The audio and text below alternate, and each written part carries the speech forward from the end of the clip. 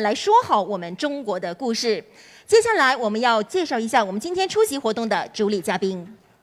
Now, Jenny and I are going to step to one side to invite up the officiating guests to officially opening the ceremony. Let's step to one side, Jenny. First, we have the honor to have with us the Vice Chairman of the National Committee of the Chinese People's Political Consultative Conference, Mr. C.Y. Leung. 有请全国政协副主席梁振英先生上台。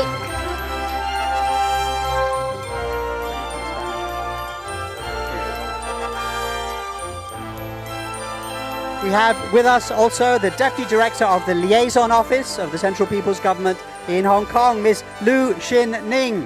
有请中央人民政府驻香港特别行政区联络办公室副主任卢欣宁女士上台。We have with us the Deputy Commissioner of the Ministry of Foreign Affairs Commissioner's Office in the Hong Kong SAR, Mr. Yang Yirei. 有请中华人民共和国外交部驻港特派员公署副特派员杨义瑞先生。We also have with us the Convener of the Executive Council, Mr. Bernard Chan. 香港特别行政区行政会议召集人陈志思先生。And last but not least, we have with us the Chairman of the Friday Culture, Dr. Herman Hu. 还有 Friday Culture 的主席胡晓明博士，有请。As you can see, our officiating guests are standing in front of the pillars of power. 那现在呢，我们将会举行一个简单而隆重的一个启动礼，要有请呢我们台上的几位主礼嘉宾呢，把你们的手放在我们的主礼台上，我们将会一起来倒数3声，然后把手呢放下去。大家准备好了吗 ？Let's all count together. 3, 2, 1, press. Okay, everybody. 3, 2, 1, and press. 新时代国际传播高端论坛正式启动。Congratulations, we declare the conference open. Okay, I'd like you just to stay in place for a moment while you get we'll have a photographs first, and then we'll get a souvenir from Dr. Hu.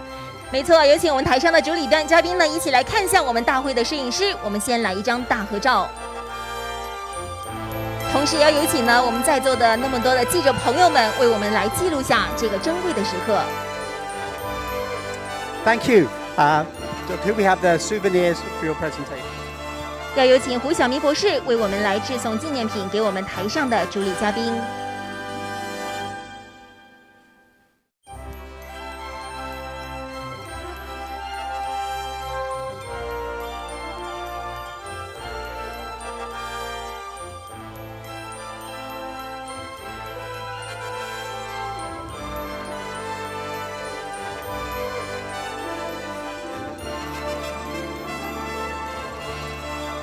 那我们今天真的非常的高兴呢，能够看到有那么多海内外的重量级的领袖和学者呢，为我们来做出分享。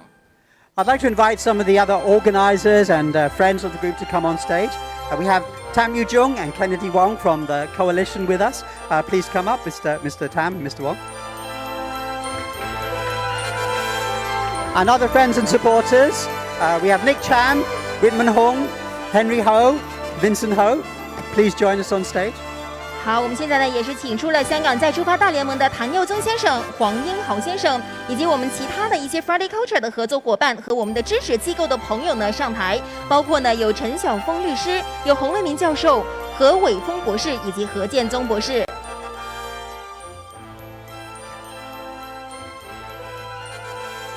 Oh, I see. Oh, good news. Mr. Paul Chan has arrived.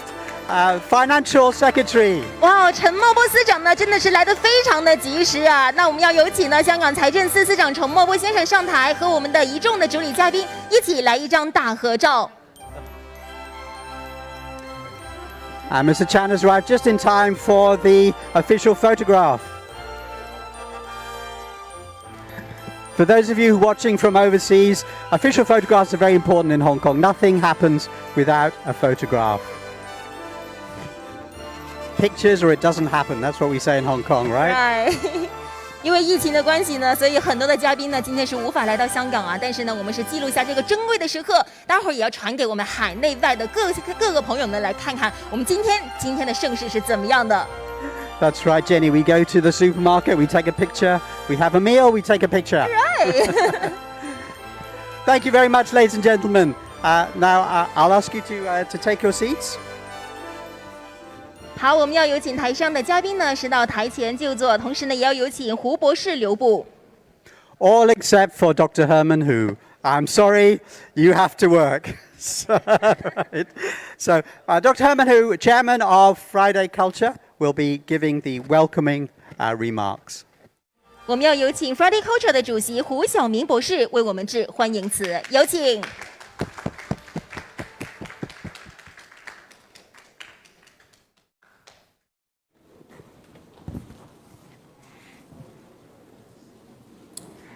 Thank you, Nuri.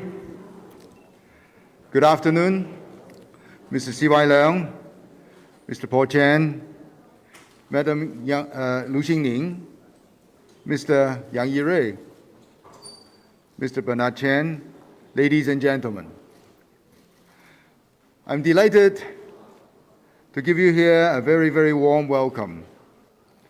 Although this conference will be relatively short, I'm confident that it will be highly influential and hopefully even have an impact on the future because of the importance of the theme that we are examining.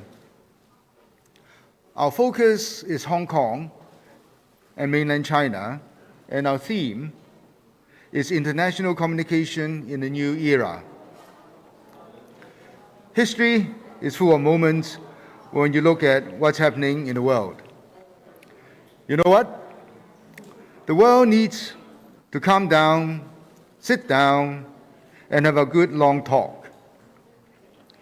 It works for individuals. There's no reason why it shouldn't work at a higher level for countries and superpowers. Some people say members of the human race ought to be all friends. I'll take it one step further. Surely we are more than friends, right? We are part of the same family, all 7.9 billion members of us all. How can we inspire members to act more like a happy, united family? How can we create more understanding? Working together is not just something nice to do, but a necessity. Our planet faces many difficulties, and putting our heads together is a crucial tool to ensure humanity's survival. Tim Berners-Lee, the computer scientist who devised the World Wide Web, once said, "We need diversity of thoughts in the world to face new challenges." Talking of putting heads together, I want to acknowledge and thank our partners at the Hong Kong Coalition. This is a group of some of the finest minds in the city, and they have provided enormous help in setting up this event. I also want to take a moment to introduce Friday Culture, a new name you see on banners around the room. Friday Culture is a media group which celebrates cultural diversity, promotes peace, and shares insightful stories in a good-humored, positive way. The aim is to help all of us rise above the challenges of the information era. Many people say fake news is a problem. That's true, but the so-called real news can also be a problem if it is misleading or agenda-driven or produced in bad faith. Friday Culture has researchers and journalists on board. We can fact-check things and set the record straight at high speed. We chose the word Friday because that's the day of the week often ends with good conversations among friends. We choose the word culture because we believe a broad range of interests is less polarizing than just a focus on politics. I invite you all to visit our website, fridayeveryday.com, which we launch on May the 21st, which is the day, the United Nations World Day for Cultural Diversity. Up to now, discourse about the region has been controlled by the Western mainstream media, which is rather loudly pushing a narrative which unfortunately tends to be more than a little negative about this region. In contrast, our side of the world has been relatively quiet in telling the other side of the story, although we have lots of good stories to tell.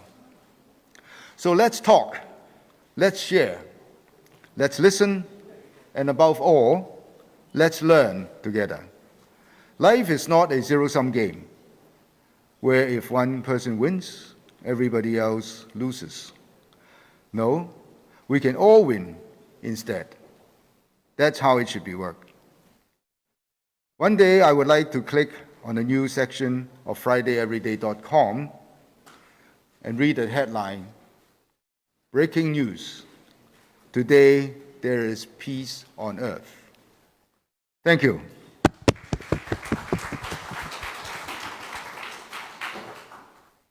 Thank you very much, Dr. Hu. 谢谢胡博士。 Why do you like that? I mean, we're both in the news business. Breaking news, peace on earth. Right, and I'm looking forward to that day, and hopefully it's today. It could be today, couldn't it? But probably not. Let's be realistic. Okay, now we begin the main part of the conference, which is on a very important topic. To give the keynote speech, we're delighted to invite Mr. C.Y. Leung to speak on the mission and role of Hong Kong in the construction of the national image. 现在我们要有请香港再出发大联盟的总召集人梁振英先生为我们发表主题演讲，主题是香港在国家形象建构中的使命和角色。So, Mr. C.Y. Leung, please.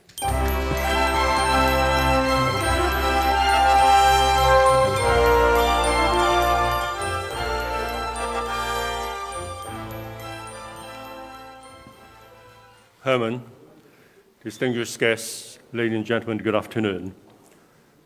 2 days ago, the Financial Times published a full-page report under this heading, Wall Street's New Love Affair with China. Obviously, it was not about coronavirus or Xinjiang. It was about American financial businesses breaking into the promising China market. The story started with an announcement a few days earlier of Goldman Sachs' wealth partnership with the state-owned Industrial and Commercial Bank of China. The deal could allow Goldman to draw on the savings of hundreds of millions of the bank's Chinese customers. The report went on to say that China, I quote, is opening its doors wider than ever to foreign firms. I quote again, against this backdrop, some investors say the biggest risk is not getting into China quickly enough. While firms such as Goldman have a long history in China, the recent reforms that have swept across the entire financial industry will allow them to expand much further. For international investment firms, China is the world's most clear-cut opportunity. Now, these are the quotes from Financial Times report on the wealth management market in China. We also hear about how hard the life insurance companies of the world have been trying to break into the China market, especially the bridgehead market of Guangdong. Foreign life companies have just had their starters in Hong Kong. The main course is the mainland of China. So to the international audience, the China story is not just about politics. It shouldn't be. International politics may on many occasions be a zero-sum game, while business is about expansion and win-win. The world's businesses, from small entrepreneurs to multinationals, from CEOs to the public shareholders, are equally interested in what China has to offer. China as a dependable supplier, as a huge market, or as an investor. After all, China is the most populous country, the second largest economy, and the fastest growing sizable economy in the world. The China business story is not just about the financial sector. I was in Lingang a few months ago, which is one of the Shanghai free trade zones where Tesla has its huge China plant. The scale of Lingang is overwhelming. More to the point, I was pleased to pass by a signing ceremony between China and Japan. The two countries had just started to collaborate on hydrogen-powered vehicles. So, from wealth management to life insurance, from financial services to making cars, from electric cars to hydrogen cars, from the United States to Japan, the audience is out there waiting to hear the China business story, not just political debates. Everyone knows the huge size of China. Everyone knows the speed of changes there. Every business wants to know their prospects in China. Everyone knows that only the surface has been scratched. Everyone wants to act fast and have the first mover advantage. And everyone wants to hear not just the whys, but the whats, the wheres, the whos, and more importantly, the hows of doing business in China. 2 months ago, the Hong Kong Coalition co-organized a webinar on Hong Kong's prospects under the National 14th Five-Year Plan. The theme of the webinar might well be the world's prospects under China's National Five-Year Plan. The webinar attracted an audience of over 1 million worldwide, 40,000 of whom were English listeners using the simultaneous interpretation service. The National Five-Year Plan is not the only China story. What about the Shanghai Five-Year Plan, the Guangdong Five-Year Plan? What about the bold reforms of Shenzhen that were announced earlier this year on the 40th anniversary of the founding of the Special Economic Zone? And the prospects of the Greater Bay Area and the Yangtze Delta? In the past 12 months, and thanks to the governments for giving me exemptions from quarantine, I visited nearly 20 different mainland cities. Some were my regulars. On every visit, I discovered new opportunities for Hong Kong, and by extension, new opportunities for foreign businesses. And every time upon my return to Hong Kong, I have new stories to tell about China.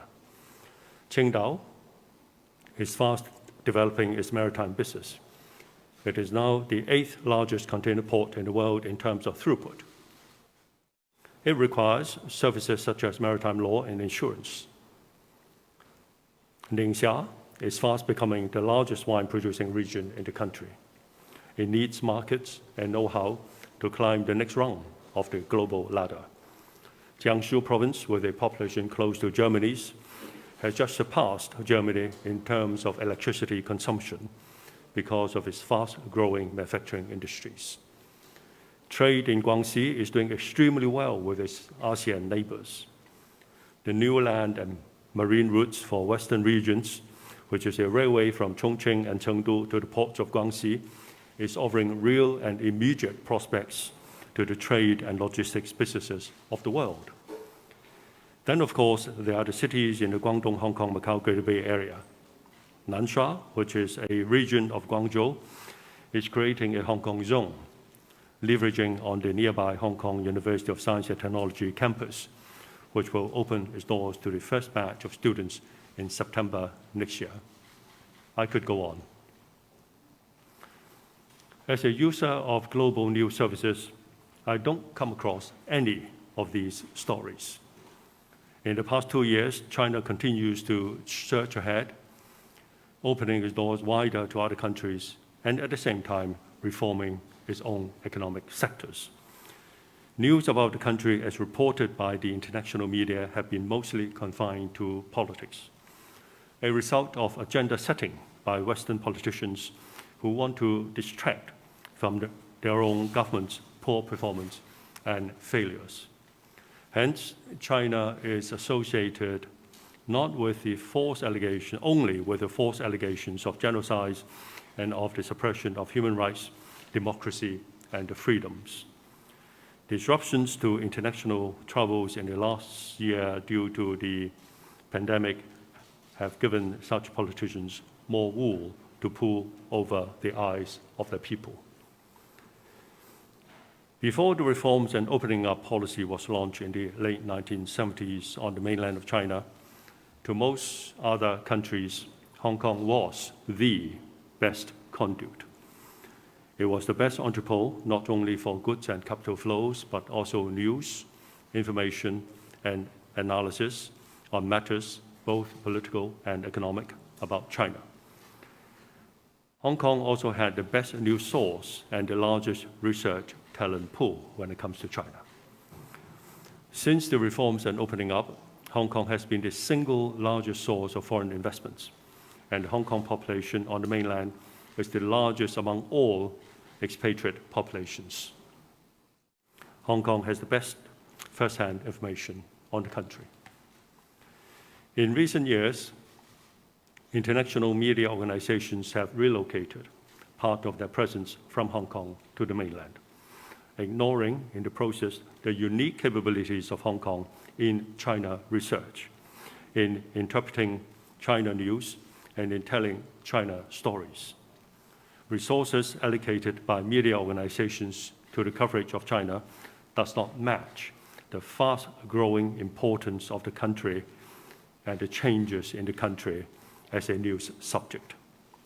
The result is a serious defect and a cause for concern. What the audience gets, more often than not, is selective, patchy, and sketchy. Hong Kong has a unique mission and probably an even more unique role in rebalancing the range of China subjects in which the international audience should have an interest. We in Hong Kong definitely have the unique capabilities in sharing our knowledge and views with the international media, or by direct messaging to the international audience. The recent national census reveals that at least 370,000 Hong Kong people reside on the mainland. Every one of them a witness to life in China, and everyone a good story source. We owe it to ourselves and to the one country, two systems arrangement to reach out and speak out to the international community. We should present the people of the world with a full range of stories of China. The real China story must come out. The balanced narrative must come out. Hong Kong should take this international podium. Thank you. Thank you very much, Mr. Leung. 谢谢梁振英先生。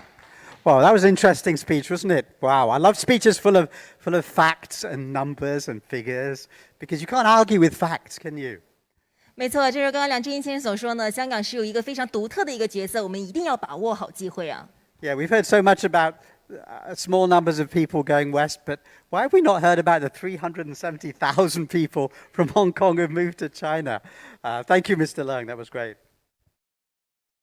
We are going on to the main body of the conference, which will consist of two panels, one focusing on Hong Kong and the other on mainland China. Each will open with a short recorded message. 对，我们今天呢，一共是有2个分论坛。那么第一个呢是聚焦在香港的议题，而至于第二个呢，就是怎么样去讲好中国的故事。 The first panel is entitled Hong Kong in the Spotlight, Understanding a Multifaceted City. 那我们今天第一个论坛的主题是认识国际舞台上多样化的香港。 Now, as I said, before we invite our panelists and moderator to the stage, we have a video message. This one will be from Mr. C.K. Yeung. He's the former Associate Vice President of Baptist University and a very passionate speaker on this subject. 没错，在我们今天呢是邀请我们论坛的嘉宾上台之前，首先要请大家收看原香港浸会大学协理副校长杨志刚先生为我们预录的讲话视频。 Okay, so I'm going to ask the staff to move this podium perhaps so we can watch the video of Mr. Yeung. So I'm going to step back as well. Thank you, Henry, Friday Culture, and the Hong Kong Coalition team for making this happen. Following on Mr. Leung's eloquent speech, I would like to make 3 points. A, modern China is the most misunderstood country in the world. B, Hong Kong is the most well understood Chinese city by the West. And that leads to Hong Kong is the best China explainer to the West. Now first, China. Never before in world history have 1.4 billion people and their beloved government been so grossly misunderstood. And this is strange, given that across the Western world, countless China watchers are studying China through the microscope and telescope. It is a well-established profession. All good universities have a center of China studies. Even here in Hong Kong, as part of China, our universities have centers of China studies, but none have center of US studies. There are no US watchers. China is the most studied country in the world, and yet the most misunderstood, be it out of ignorance or willfulness. Hong Kong is a different story. The West has an accurate understanding of Hong Kong. And why is that? Well, because they shaped Hong Kong. Through 150 years of British administration, Hong Kong has been shaped according to Western value, attitude, systems, institutions, using such means as communication, news media, education, language, culture. Hong Kong has been so Western shaped that China finds it hard to understand Hong Kong. And indeed, the first director of the liaison office in Hong Kong, Mr. Jiang En-zhu, who was also former Chinese ambassador to Britain, famously said 20 years ago that Hong Kong is a difficult book to read. But Hong Kong people thought, no, we are easy to read. We are a simple community of simple people. All that we want is to lead a simple, happy life. But as the Chinese saying goes, 不識廬山真面目，只緣身在此山中. Meaning that when you are in a mountain, you cannot get a true overview of the mountain. So do Hong Kong people understand Hong Kong? The fact is, half of our population couldn't have imagined that so many Hong Kong people can be so violent, so lawless, and even well-educated professionals can be so gullible to blatant fake news such as police killing protesters in NTR station. Yet another half of our population couldn't have imagined that Hong Kong people can be so heartless to the brutal crackdown of peaceful demonstration and can be so shamelessly indifferent to the erosion of freedom and democracy. And this is Hong Kong. Now we are in a stage of post-trauma state. Half of our people are so searching for what are facts and what are fakes. And the other half are so searching what's black and what's white. Now this collective soul searching, let us see things clearly. It will dawn on us that despite the political rift, the millions of people in the other half are driven by exactly the same love of Hong Kong as we are, except for a small number of hired guns. And we all want to see our country going from good to better to best. And this is what bond us together.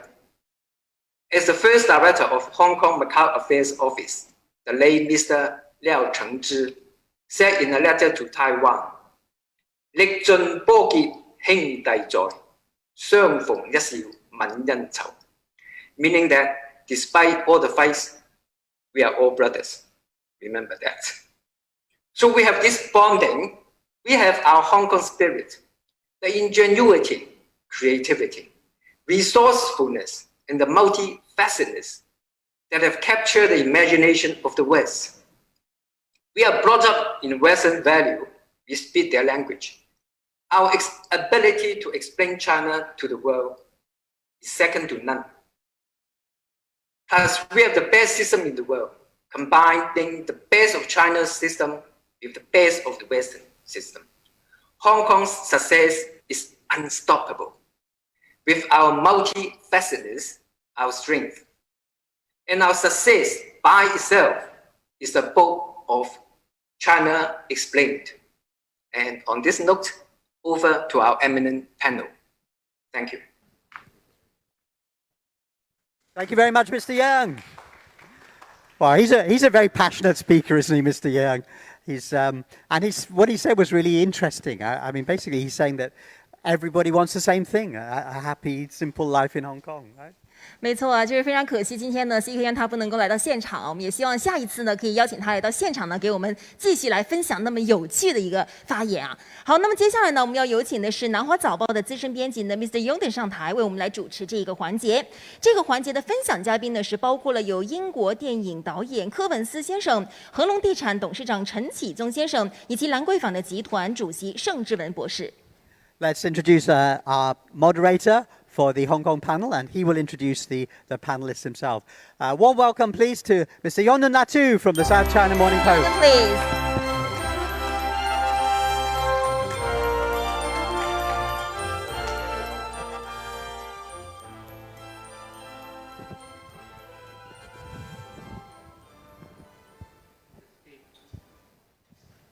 Hi. We have a very distinguished panel today, people who really don't need any introduction, but let me just do it anyway to invite them on stage. So Alan Zeman, chairman of the Lan Kwai Fong Group, Ronnie Chan from Hang Lung Properties,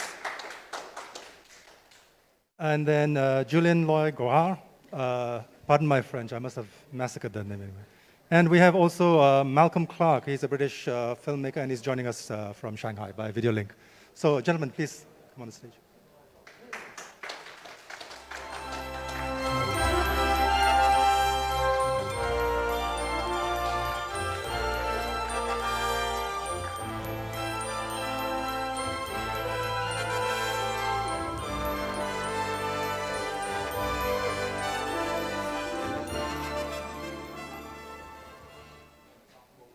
Do we have Julian there? Okay, sorry, Malcolm. I'm here. All right, ladies and gentlemen, thanks for joining us physically or virtually. My name is Yonden Natu. I'm the chief news editor at the South China Morning Post. I just have a personal disclaimer to make here. I work for the South China Morning Post, but the opinions I might be stating, I do tend to talk out of turn and say things that tend to get me into trouble. So that will all be my personal view. Please remember that. Alan, you'll remember that as well. Okay. So our topic today, Hong Kong in the spotlight, understanding a multifaceted city. So what we're getting at here is, I mean, the whole theme of this conference is about communication, right? So if you look at the way that Hong Kong is perceived, Hong Kong is projected on the international front, on the international stage by the world media, you would think that our history begins in 2019 when we had these anti-government protests, mass social upheaval, political turmoil, etc. And what we're dealing with as a result of that, whether you want to call it a fallout or you want to call it a reform. And Hong Kong people tend to be portrayed as basically in two camps, a pro-democracy camp and a pro-Beijing camp. And that's pretty much all Hong Kong is about these days. So without further ado, let's start with this, Alan. Is it so simple? Are we just blue and yellow, and is that all Hong Kong is about? Alan, why don't you start with it?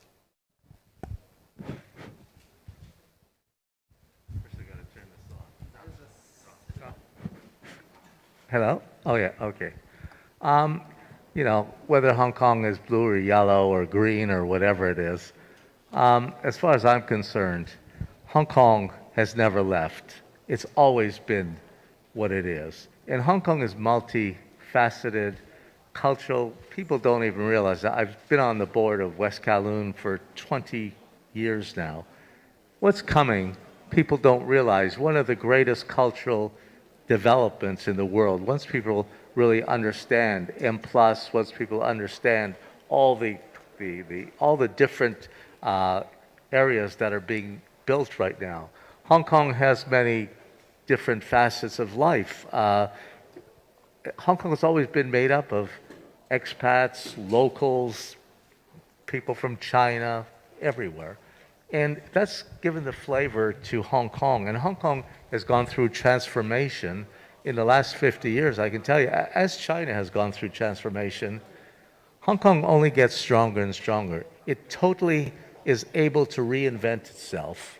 And that's always been the beauty of Hong Kong. So many people have written off Hong Kong after Tiananmen Square, the death of Hong Kong, after 1997, the death of Hong Kong. Fortune magazine had a front page cover, Hong Kong is dead. And all these after Occupy Central, after the Asian financial crisis, after the protests in 2019, all these things and have always discounted Hong Kong. For betting people, put your money on Hong Kong. All right, Alan, you did mention all this talk about the death of Hong Kong and the end for Hong Kong. We'll get back to that in a moment. Ronnie, can you chip in with this? This whole narrative about two camps in Hong Kong, blue and yellow. Is this a blue forum? Are we all from the blue camp because we are taking part in this? Ladies and gentlemen, I'm happy to say that I'm a little colorblind. And before 1997, you're not allowed to have any color. No blue, no yellow, no anything.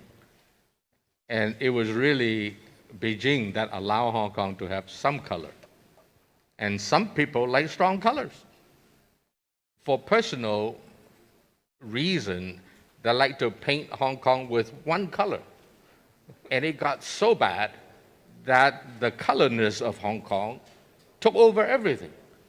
And the economy was just going nowhere. And eventually it ended up in 2019. For 7 months, I have never seen such violence in Hong Kong. I was born here, I grew up here. I think I'm the only one in this panel. Hi, Malcolm, good seeing you. I'm the only one here that is born, bred in Hong Kong. And I've never seen the violence that was there as in 2019. And so somehow the color has to, shall we say, recede a little. And I think that what's happening in the last year or so is really the attempt by people such as those that are represented by this event to minimize some of the colors and have a little bit more balance as we ought to have. Hong Kong has many, many good things. I always say that the reason very few Hong Kong executives say in international banks that have ever risen to the top is because of Hong Kong's good food. And they don't want to go anywhere.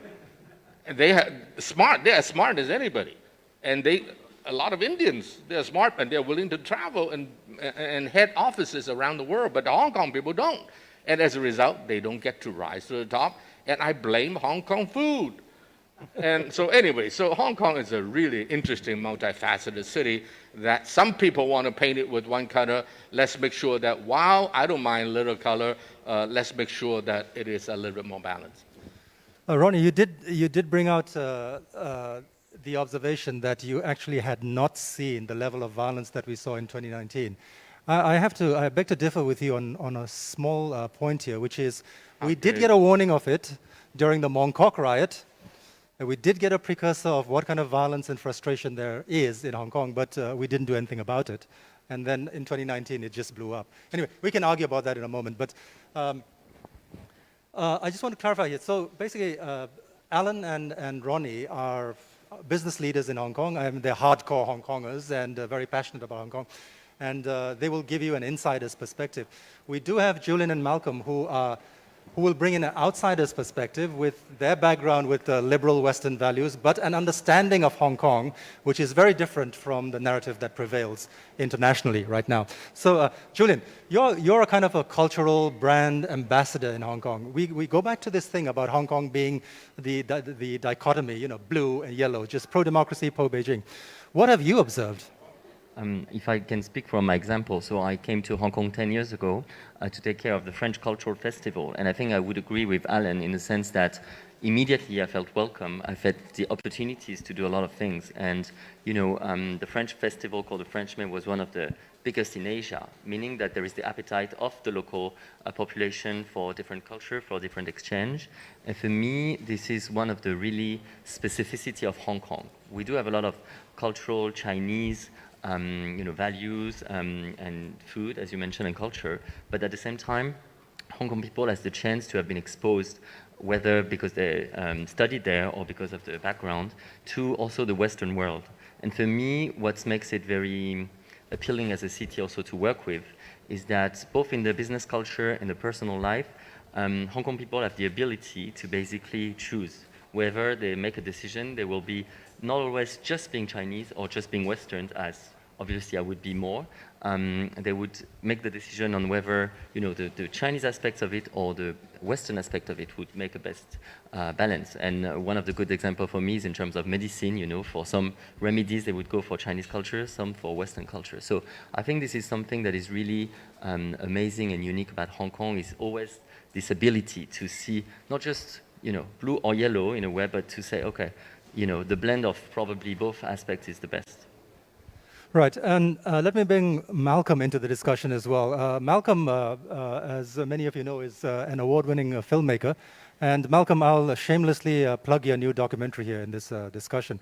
He's working on a new documentary which is to do with the 2019 unrest.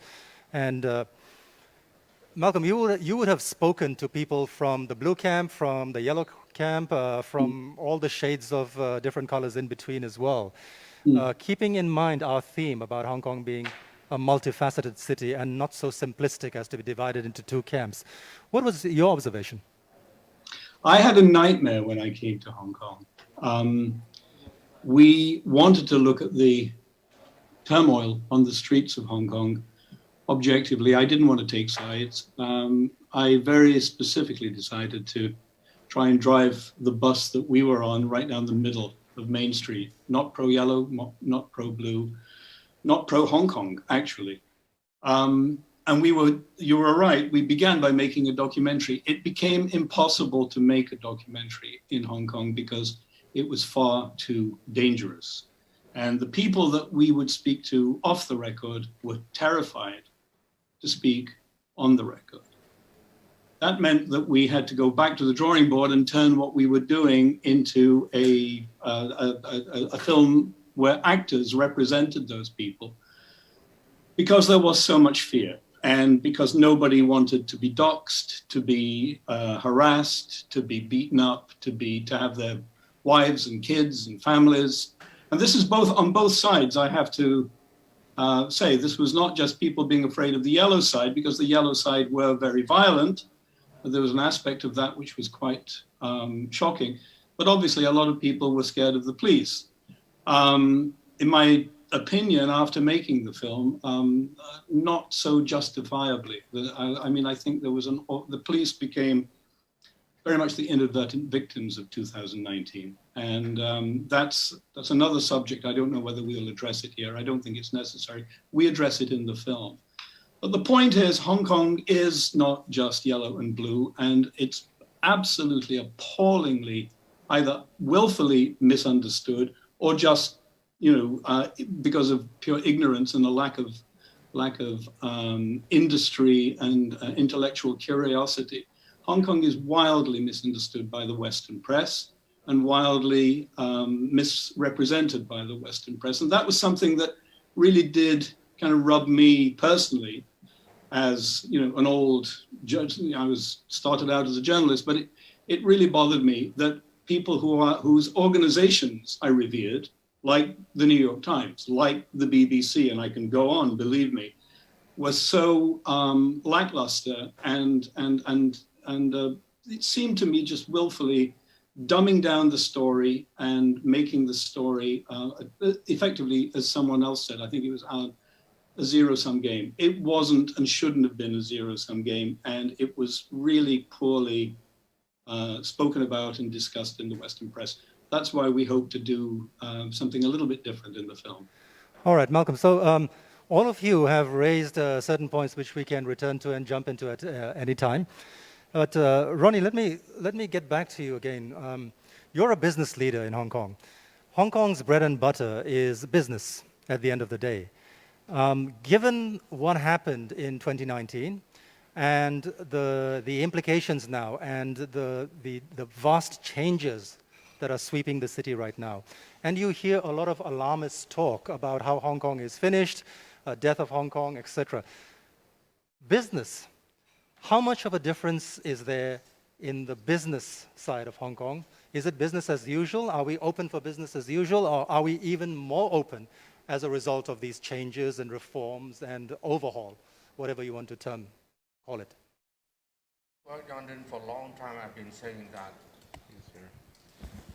For a long time I've been saying that Hong Kong, being 94% of our economy in the industry sector, in the service sector, I've always said that we must serve our clients. So in the 50s and 60s, it was mainly the United States. 60s, 70s, it was Europe added to it, and then Japan added to it. And then in the 90s onward, it was basically mainland China.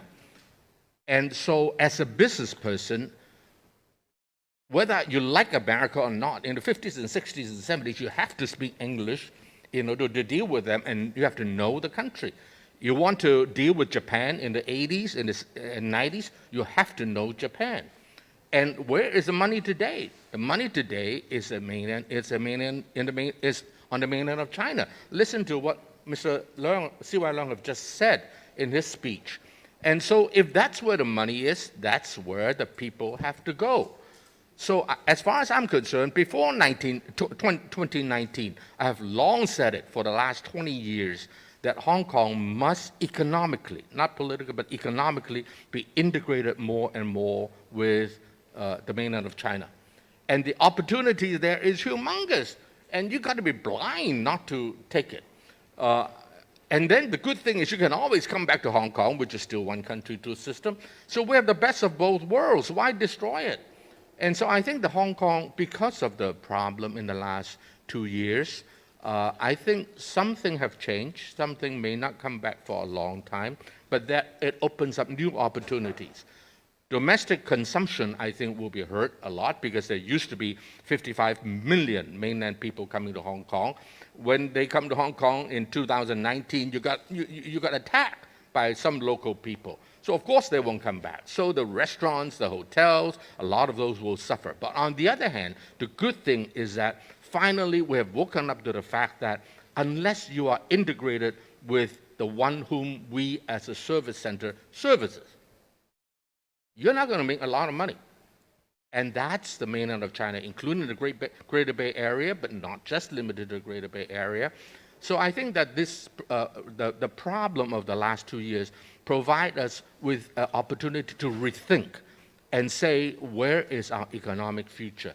That is not to say that we don't care for the rest of the world. No, we are still a very, very good nexus between mainland China and the rest of the world. Not that they need us for everything like 20, 30 years ago, but still there's a lot of opportunities there. So I think that this is a good opportunity, the right moment for Hong Kong people to rethink our economic future and do the right thing in order for us to thrive again. And I have no doubt that as long as Hong Kong does not continue to become a problem to Beijing, then Beijing may help us revive our economy even further, in which case there's a lot of money to be made here in the future.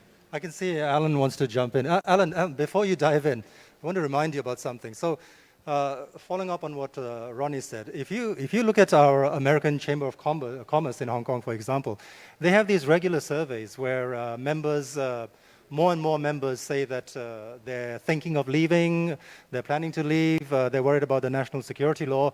I mean, the obvious question I feel like asking them each time is, Singapore, for example, has a more draconian national security law than Hong Kong. Are they pulling out of Singapore as well? No. So what's the problem with Hong Kong? What is this game? Honestly, Jordan, I can tell you that the American Chamber of Commerce, they always come out with facts which are not really facts, which I call fake news. because if you really listen to really how many people are really leaving, it's media, and you know the media very, very well. Yeah. It makes for a good story. I can tell you, if you really see how many are really going to leave, I'm thinking about leaving, I don't know, 10 years later, during 1997, going up to 1997, people were talking about leaving, some left, but then how many came back? So I don't believe the media, I don't look at the media. As far as I'm concerned, Hong Kong is except the South China Morning Post. Yeah. Well, okay. You have to say that. That's who pays your salary. But basically, at the end of the day, I mean, honestly, Hong Kong,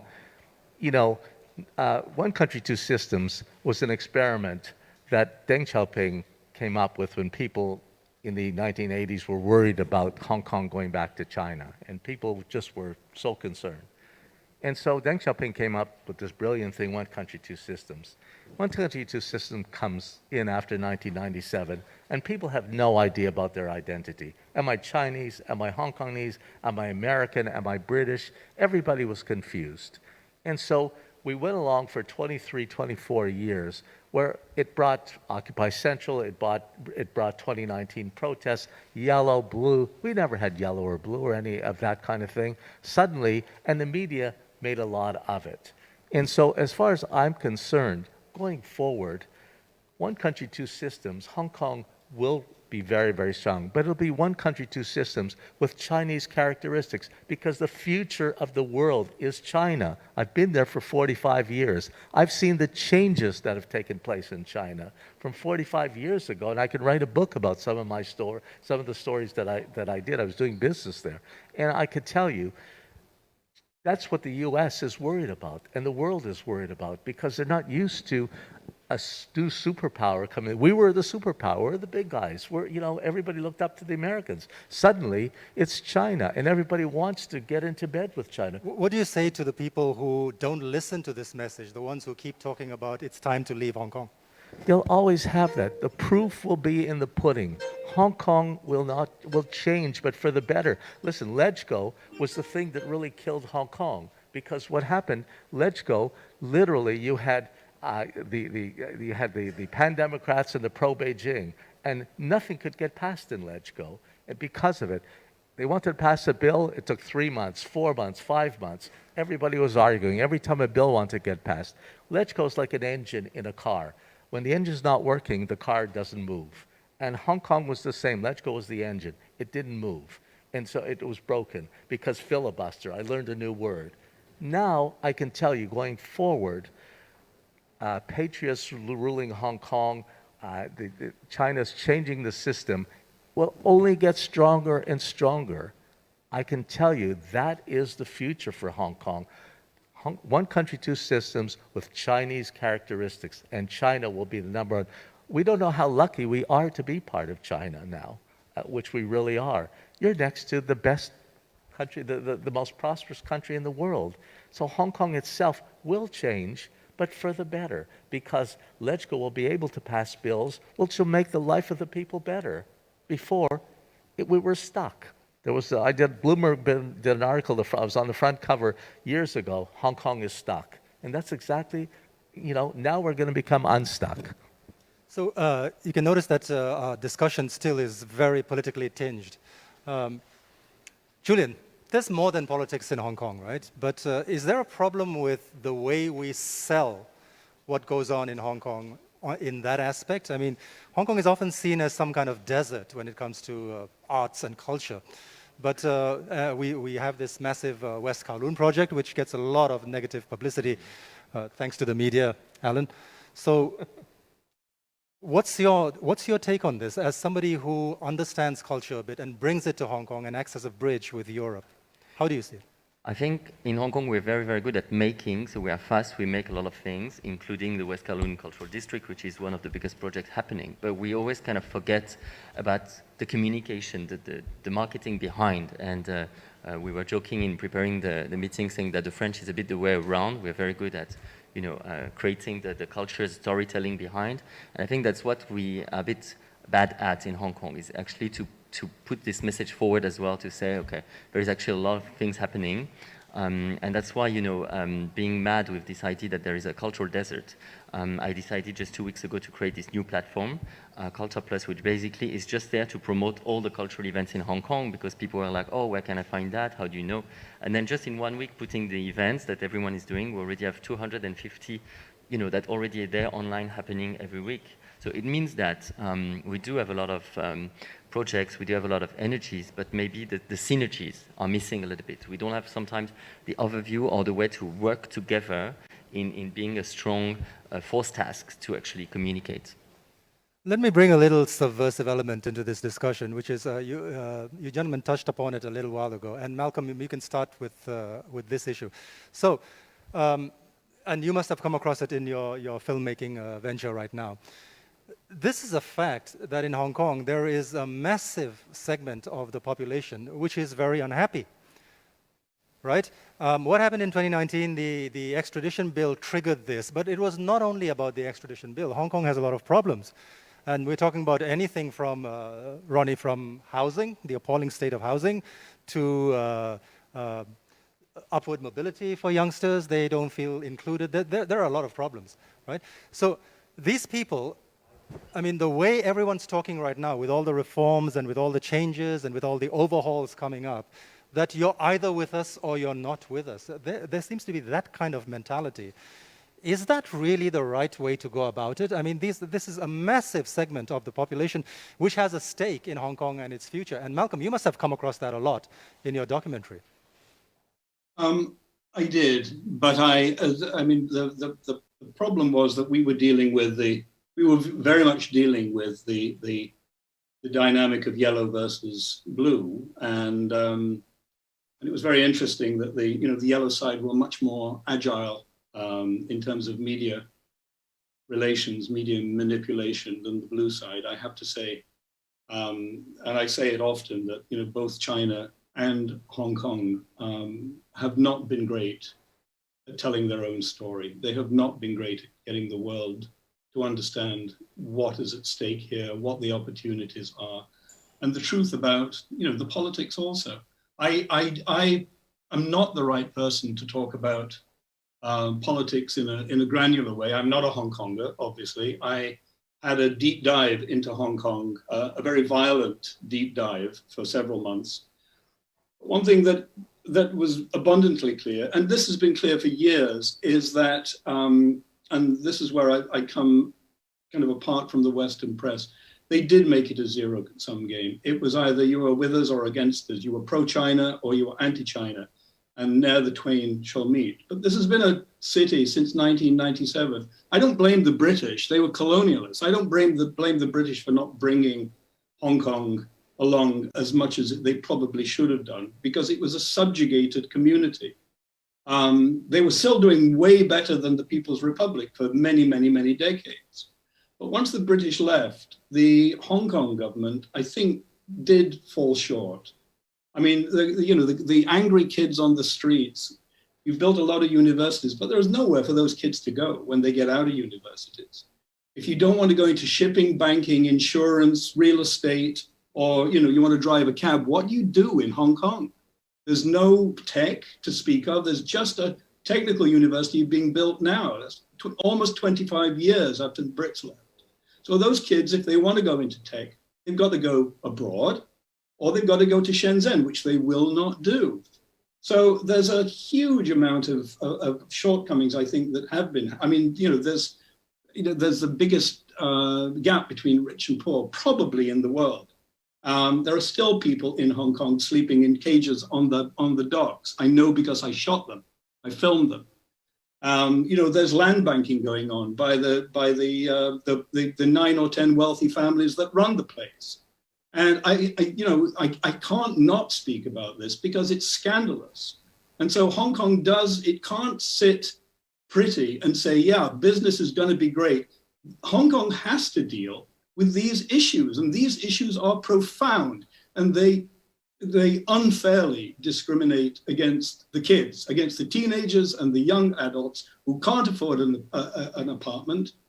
They can afford one if they move to Shenzhen, but they can't afford one in Hong Kong. And that's an indictment of the government. So, you know, I mean, there's a lot of work. I think that Hong Kong will come back. It's an amazing city, but it's going to have to up its game, not to do with the rest of the world. It's going to have to up its game with regard to its own population, and then it can compete, and then it will have a better platform to launch the reborn Hong Kong. Yeah, I mean, Malcolm raised a very good point here, and let me back that up again by talking about the divisions in society right now. In terms of our vaccine take-up, of course, you can introduce the element that some people don't trust the vaccine, they're worried about health, etc. But a lot of the not taking up the vaccine rate has a lot to do with mistrust of the government and this whole revolutionary attitude, per se. The Leave Home Safe app, right? I mean, I have it downloaded on my phone. If I go into a restaurant, I just click it and it's done. But there are people who don't mind spending 10 minutes waiting in a line so that they can fill it up themselves as an act of, you know, rebellion kind of thing. This is the reality. So how do we include all of them? How do we make them understand they have a stake in Hong Kong as well? Not just, you know, explaining to the international community that it's a problem of communication in Hong Kong. But Yandon, until the government realizes that one of our biggest problems is not universal suffrage, is not democracy, is not that. One of the biggest problems we have is the housing problem. And I agree with C.Y. Leung, because I know he's been very vocal and again, you know, about creating more homes. If you look at Singapore, as you said, Singapore has more draconian laws than Hong Kong. But in general, the people are happy because the late Lee Kuan Yew was very, very clever. He knew that a house is a fundamental right for a human being. And what he did was he made sure that 90% of the population could have a house over their head, a roof over their head.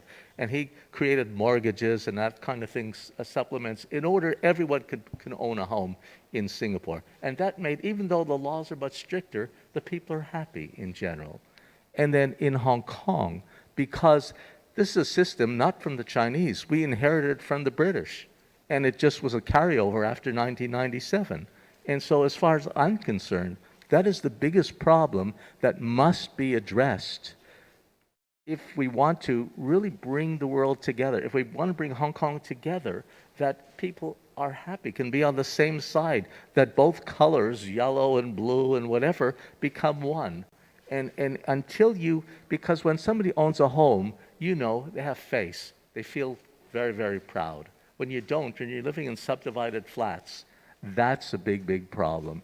And honestly, hopefully now with LegCo, with changing finally where bills can get passed, then I'm hoping that whoever the next chief executive is really takes that as their number one process to make sure that from 40% of the people that own their own home today, to bring it to 90%, that suddenly you'll have happy people who love China, who love their Hong Kong, and love their life. And that's the most important thing. Until then, all the PR you're going to do in the world and whatever is not going to change anything. Ronnie, everyone's complaining about housing, so. Well, first of all, not his fault. He's been in China most. I agree with my friend Malcolm that a lot of Hong Kong young people are unhappy, and there's some good reason for it.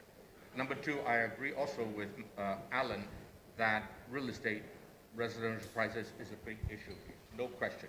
But I want to remind everybody of the following, a fact. 1997, soon after Xi Jinping became the chief executive, he announced 85,000 units per year.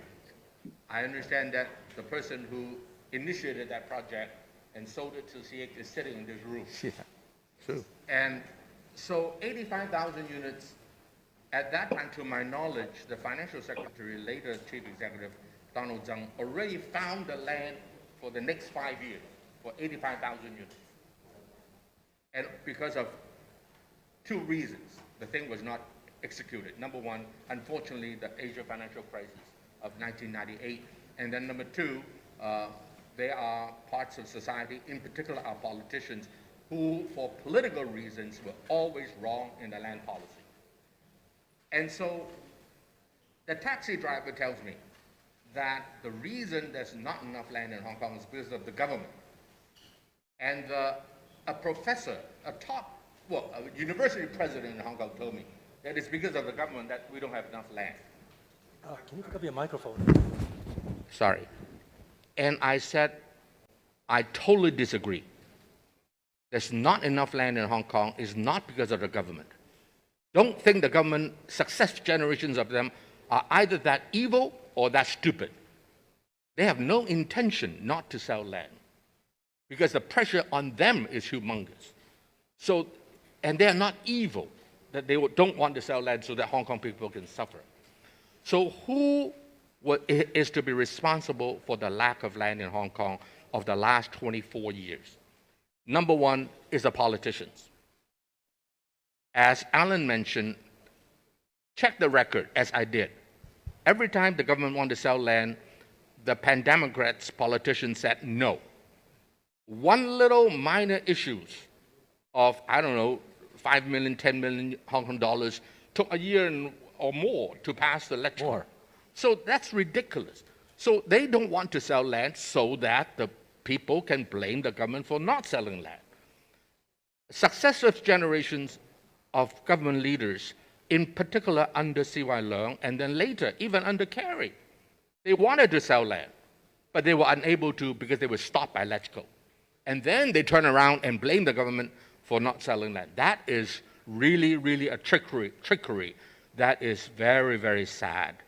And the only other party that I would say has to take some responsibility is one of the four chief executives who, under his watch of about 8 years, did not sell land for 6.5 of those.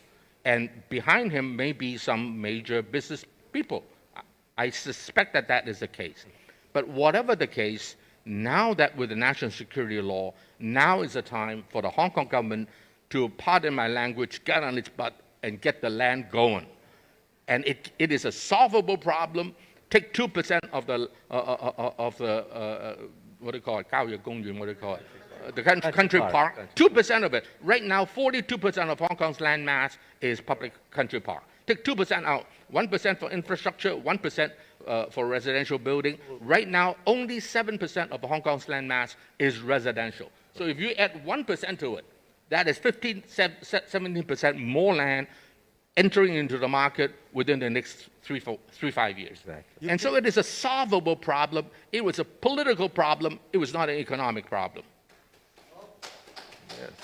You pinned it on the politicians. We're going to have a far more compliant LegCo now as a result of these changes. So is it time then? That's what I mean. Pardon the French again. I cannot say that here. Get on your butt and get going. Now is the time to sell land when you can, because the main impediment of selling land was the pandemocrats, politicians. Now it's doable. Let's get on with it. Just a small observation. I noticed both of you evoked C.Y. Leung a bit, quite a bit. Are you backing him for chief executive then for the next term? I don't vote yet. All right. Can't blame me for trying. May the best man or woman win. May the best person win. Exactly. Listen, everyone cares about Hong Kong. Whoever is the chief executive, everybody, different people have different ways of going about it. But, you know, going forward, I really think the unblocking of LegCo will change Hong Kong 2,000%. I can tell you, now bills could get passed. We can see what's happened right now since the pandemocrats have stepped aside for now. Bills are getting passed every day. Look at how quickly we passed the voting bill in a short while, which normally would have taken years to pass. And so this is the future. That's why Hong Kong, at one time, Hong Kong was here, China was here. And because of LegCo, China's here, Hong Kong is here. You know, because China surpassed Hong Kong because we were stuck. We were not moving. The engine was not going. And now it's going to be unblocked. It'll be a new system. And the world can say, oh, China's coming down on our freedoms in Hong Kong. I can tell you, once we continue, and once listen, business people care about money. I used to be in the trading company. I had 36 offices around the world. My buyers from overseas, all they cared about, they didn't care if I was in a country like Bangladesh or other countries, there was corruption, whatever. If the price was right, they want the goods. So people will continue to come to Hong Kong and the Greater Bay Area. 72 million people, 1.5 hour radius from Hong Kong, 1.65 trillion US dollars last year in GDP. You got to be crazy, because Hong Kong will continue to be the super connector between the rest of the world and the Greater Bay Area and China. So I can tell you, there is a great future for you, great stories for your newspaper, and it'll continue, and great for everybody, for his cultural thing. Everybody will continue to do well. So one could well argue that all these changes and this optimism that you're bringing out here is a result of what happened in 2019. So was that for the better, if you actually look at it? The end does not justify the means. Yeah. I mean, the pain of those 7 months is just too great, and it leaves scars in families and individuals. And let me say one thing about what Malcolm mentioned. Young people in Hong Kong are unhappy. One of the reasons, besides not having the ability to buy a residential, is because there are sectors in Hong Kong, in particular two: the educators and the media. Not your paper, but some other paper in the Chinese language. That have affected generations of young people in the last 24 years. Under the Brits, they dare not do it. The Brits will come down hard on you. We all know the facts. But now that, under Chinese rule, they are unhappy because some media and some educators, a lot of educators in Hong Kong, have systematically poisoned the minds of the young people. They tell them that anything Beijing does is evil. And by extension, anything that Hong Kong government, which is now part of China after 1997, does is evil. And so that's what painted the blue and the yellow. That's what painted the me versus you. So young people growing up in that situation is very unhappy. Malcolm, you're right. And by the way, if you tell the world that Ronnie Chan is the most evil man on earth, you say enough, especially with the media, and you, Malcolm, with the media, with the movies and so forth, people pretty soon will believe that I am the most evil and immoral person in the world. Yeah, you're right. You're right, Ronnie. Hitler said that if you repeat a lie enough times, it will become the truth. Yes. And that's exactly what happened in Hong Kong in the last 24 years when the most so-called popular newspaper, by the way, they began by having indecent photographs in the newspaper to attract students.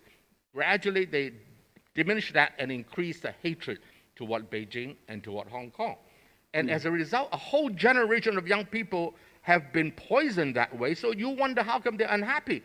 They're unhappy for many reasons. And to me, real estate is one, but this is another. Finally, allow me to say this, Yondan. I disagree that there's no opportunity here. The opportunity, I've been saying this for the last 25 years, and that is, go north, my son, go north. Just like in America in the 19th century, go west, my son, go west. If you don't want to go west and you don't succeed, that's your problem. There's free land, the midday, the noonday gun, as much land as you want in those days. Grab it, it's yours to take. Just farm it and become wealthy. Well, Hong Kong, it's time to go north, my son, go north. And I've been saying that for 25 years. All you need to do is please learn Mandarin. I made it a point 21 years ago, to force myself to speak Mandarin, because that's where the money is, my friend.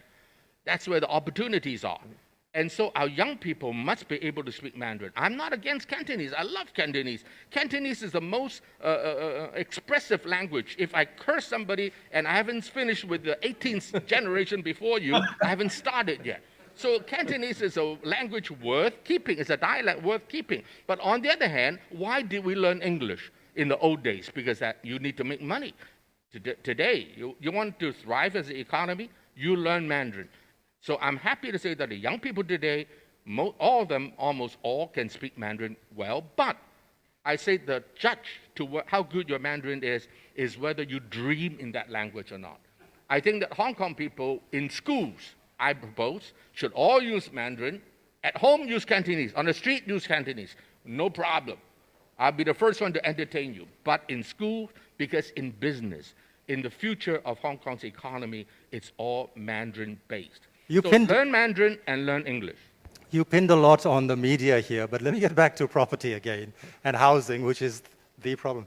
You know, as part of raising the, encouraging a higher vaccination rate, you saw that a couple of property developers, I mean, quite nobly offered a free flat, right, as part of the thing. And that actually had an impact on the uptick. So, I mean, you know, well done to those guys. But I do want to raise one point, though. That flat is $10.8 million, and it's less than 500 square feet. And that's the new price when you buy it. The person who wins that lottery is probably going to flip it on the market for another 50% increase. Is this acceptable? I mean, is this less than 500 square feet, $10.8 million? I go back to young people. How can they ever afford something like that? It's not acceptable at all, Yondan. But in the future, as I say, things will change. Things will change. I call this the second 1997. Going from where we are today, the future of Hong Kong is now with the new LegCo, with everything, all the problems or most of the problems that we've had are going to change. The education sector now is changing. My grandkids, I mean, are now in school. They didn't have a national identity before. When I was a kid growing up in Canada, every morning I had to salute the British flag and sing God Save the Queen. I mean, and here, there was no identity after 1997. Everybody had liberal studies. It was a chance for every teacher to teach what they thought. And now, my kids are singing the national anthem of China every day, you know, every morning. I think that's good, but I mean, there has to be a modicum of, there has to be some moderation, right? You don't want your kids goose-stepping in school as part of course. It'll be, as I say, one country, two systems is not disappearing. It's one country, two systems with Chinese characteristics, which China will be the dominant power in the world, not in a negative way. So you want to be part of that. I like to be with winners. I don't like to be with losers. The United States system that everybody looked up to when I was growing up, everybody worshiped the United States system. Look at the United States system today. It's broken. It doesn't work. It's a mess.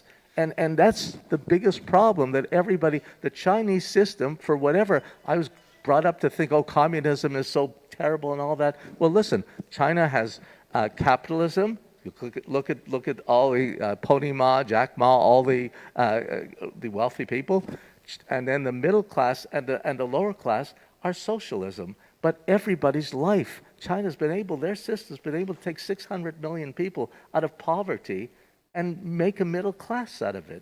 I mean, no other country in the world has ever done that in 40 years. And so that is the future. And that's what everybody, all the Western countries are worried about. Oh my God, the system that we're brought up to think is terrible actually works. And Hong Kong is in a place that we're part of it now. We're part of that system. And so the so-called Western system that Hong Kong was based on now doesn't, every major company in the world is going into China now, wants to open up offices, as you say, Goldman Sachs, Wai Lung just said Goldman Sachs is just doing, because that's where the future is. I just had lunch with one of the famous entrepreneurs on Friday from China, and he was saying that the amount of money, because I'm a part of a company that's doing an IPO in the fourth quarter. Originally, they want to go on the NASDAQ.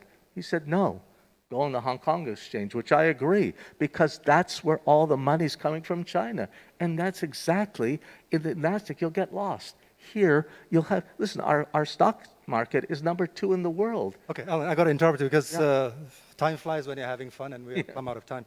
There are a few audience questions, and I think I have time to just read out a couple of them which are related, and it's the same issue. Feel free to jump in, any one of you who can answer it, but keep the answers short, please. Says it's important to tell the China story in a better way. Hong Kong is nowadays, position or background becomes the first concern for many readers also in Hong Kong. The yellow camp doesn't want to read, these are different messages.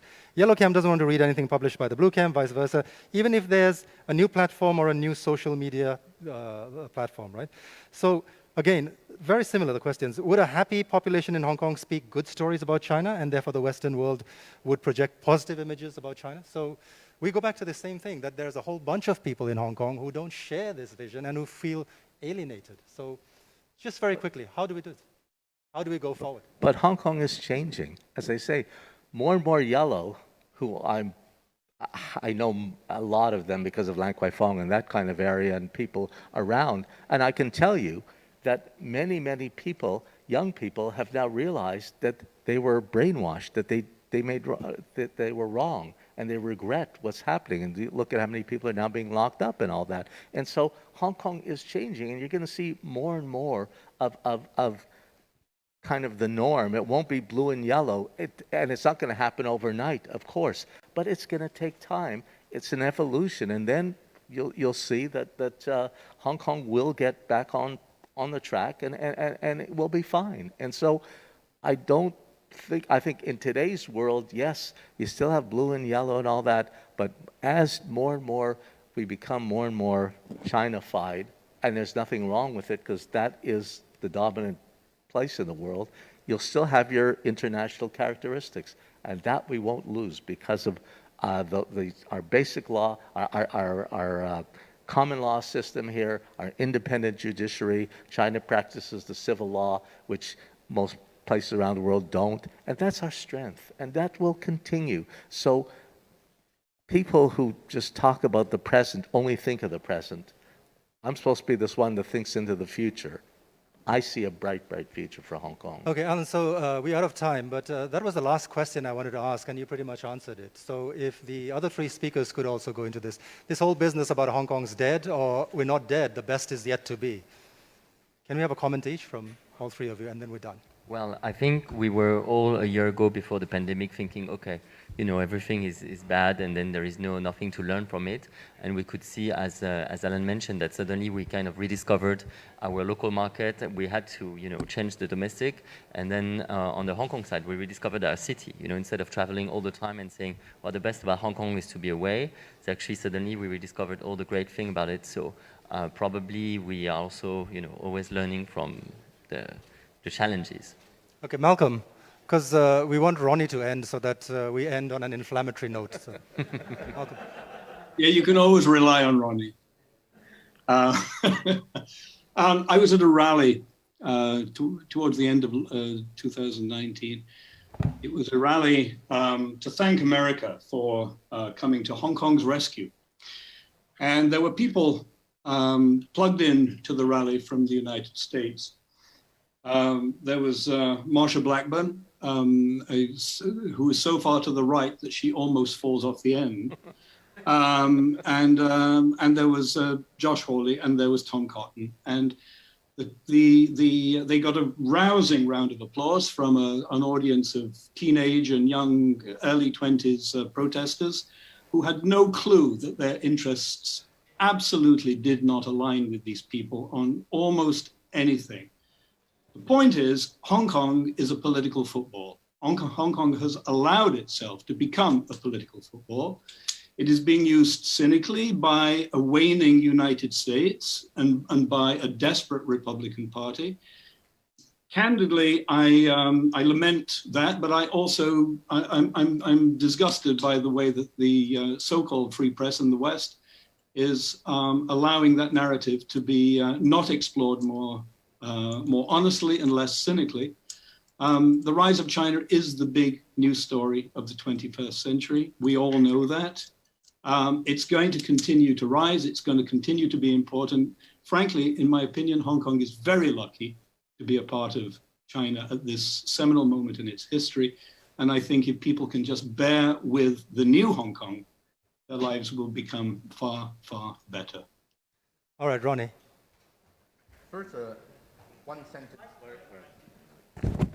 a one-sentence story. A friend of mine visited me, a friend of 30-some years, Western American journalist working for a top global newspaper. She quit because she is unwilling to write some stories that she was asked to write. And so enough for a neutrality in the media.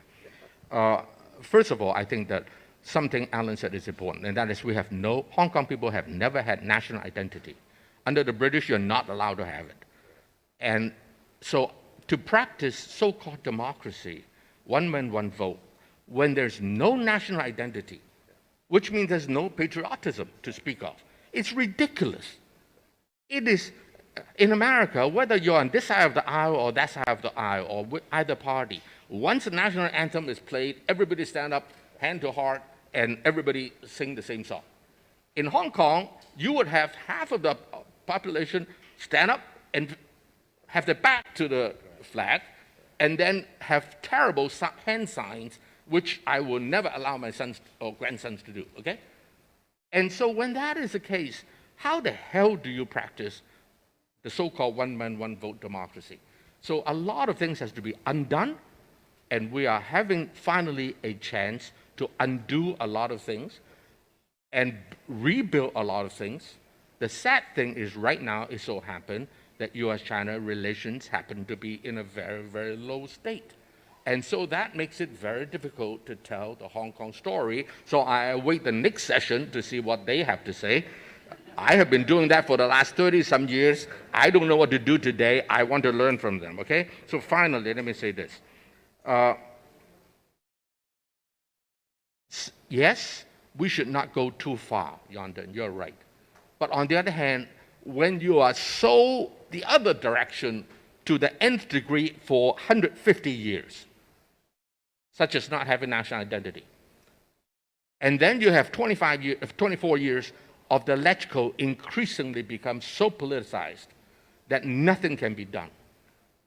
And so if you say, let's not go too far, you go nowhere. Unfortunately, such is human nature. You have to, the pendulum never swing to the middle and stop. And so we have to let time, as Alan wisely advised, give it some time. It may swing a little bit too much to this side, a little bit too much to that side. The West will continue to give you hell, no question about it.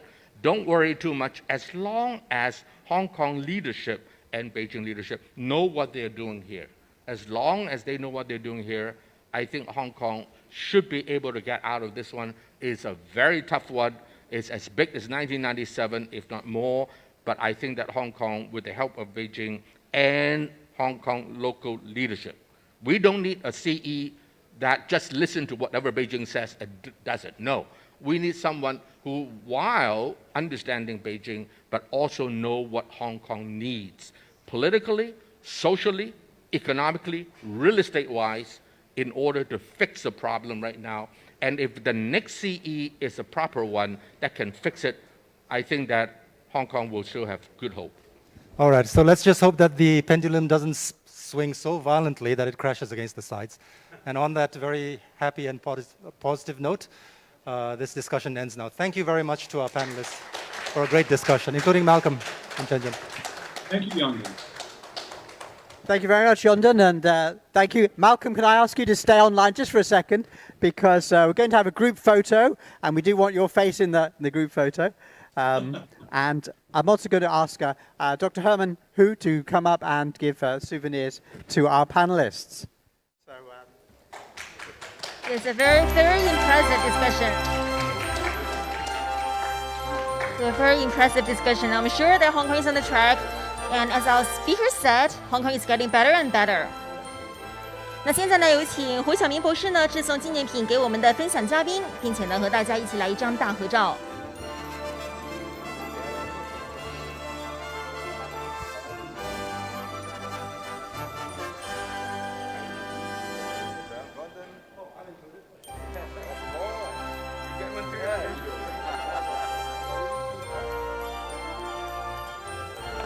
Now, Malcolm, as you can see, everybody else has got a gift, but we do have one for you, Malcolm, and we're going to post it to you in Shanghai.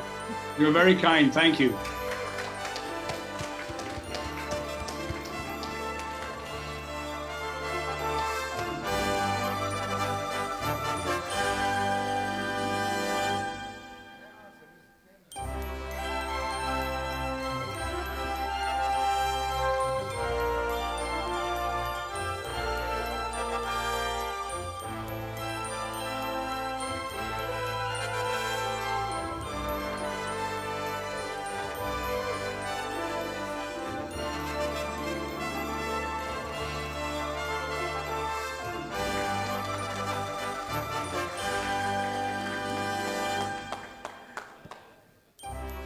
Thank you very much, gentlemen.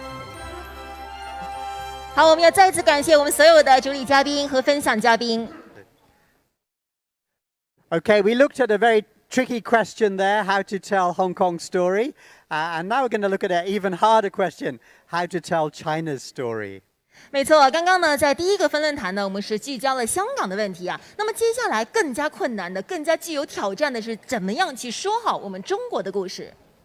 And I understand we have a very special moderator for the next session, Jenny. Yes, sure. 那么我们在今天的第二个论坛开始之前呢，首先呢要有请大家呢来收看有线宽频通讯有限公司的主席邱达昌先生呢为我们预录的一段讲话视频。Okay, I'm going to be the moderator for the next session. So just take a moment, stretch your bodies, get comfortable because you've been sitting for a while, some of you, and we're going to start. So we're going to start with a short video, as we did for the first session, and the video this time will be David Chu, Chairman of iCable Communications. He's going to give a 3-minute presentation on video before we start the panel discussion. So please turn your attention to the screen.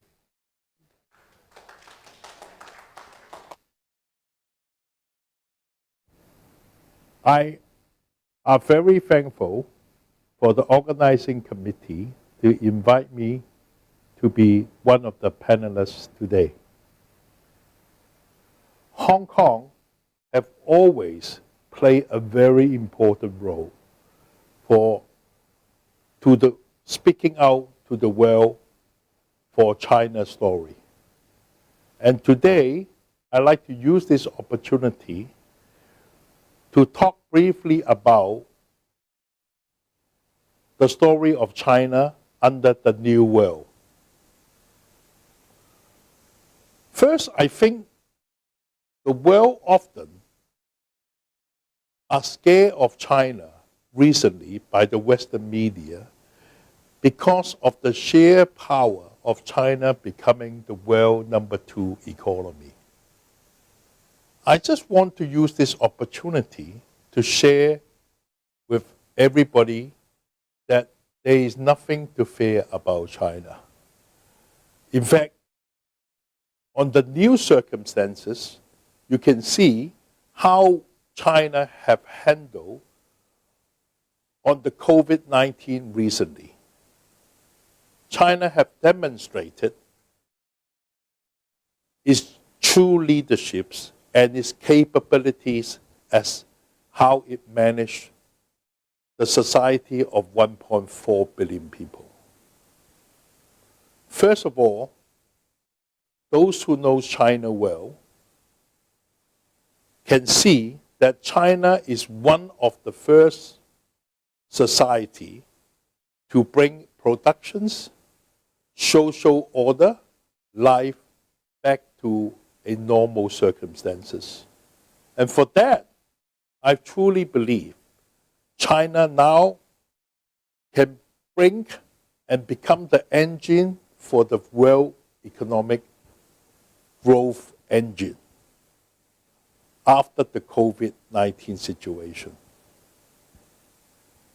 Secondly, China have also demonstrated its leaderships by it being one of the great participants of helping the world.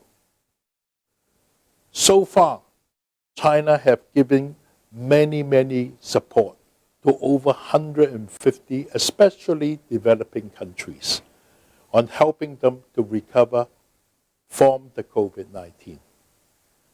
Our country have basically made a clear public statement.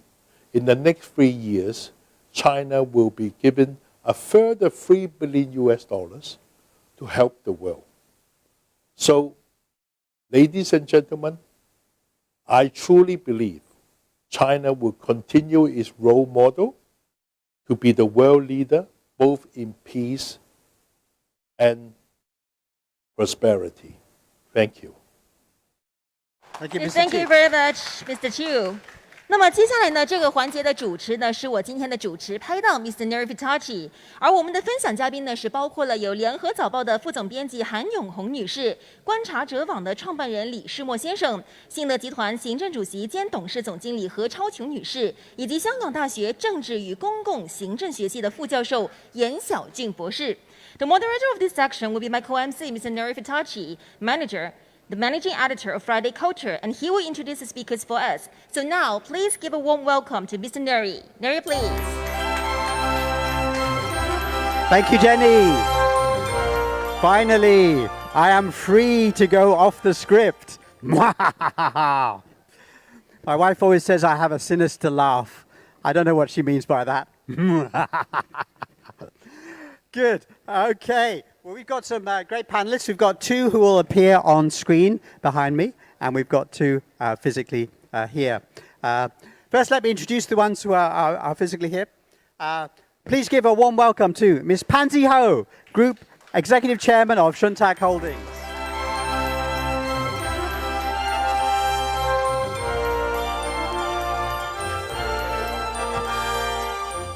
Actually, Pansy's famous for many things. She runs a lot of businesses. Of course, she's a member of a famous family. But you know what I like best? She's the head of the Girl Guides Association.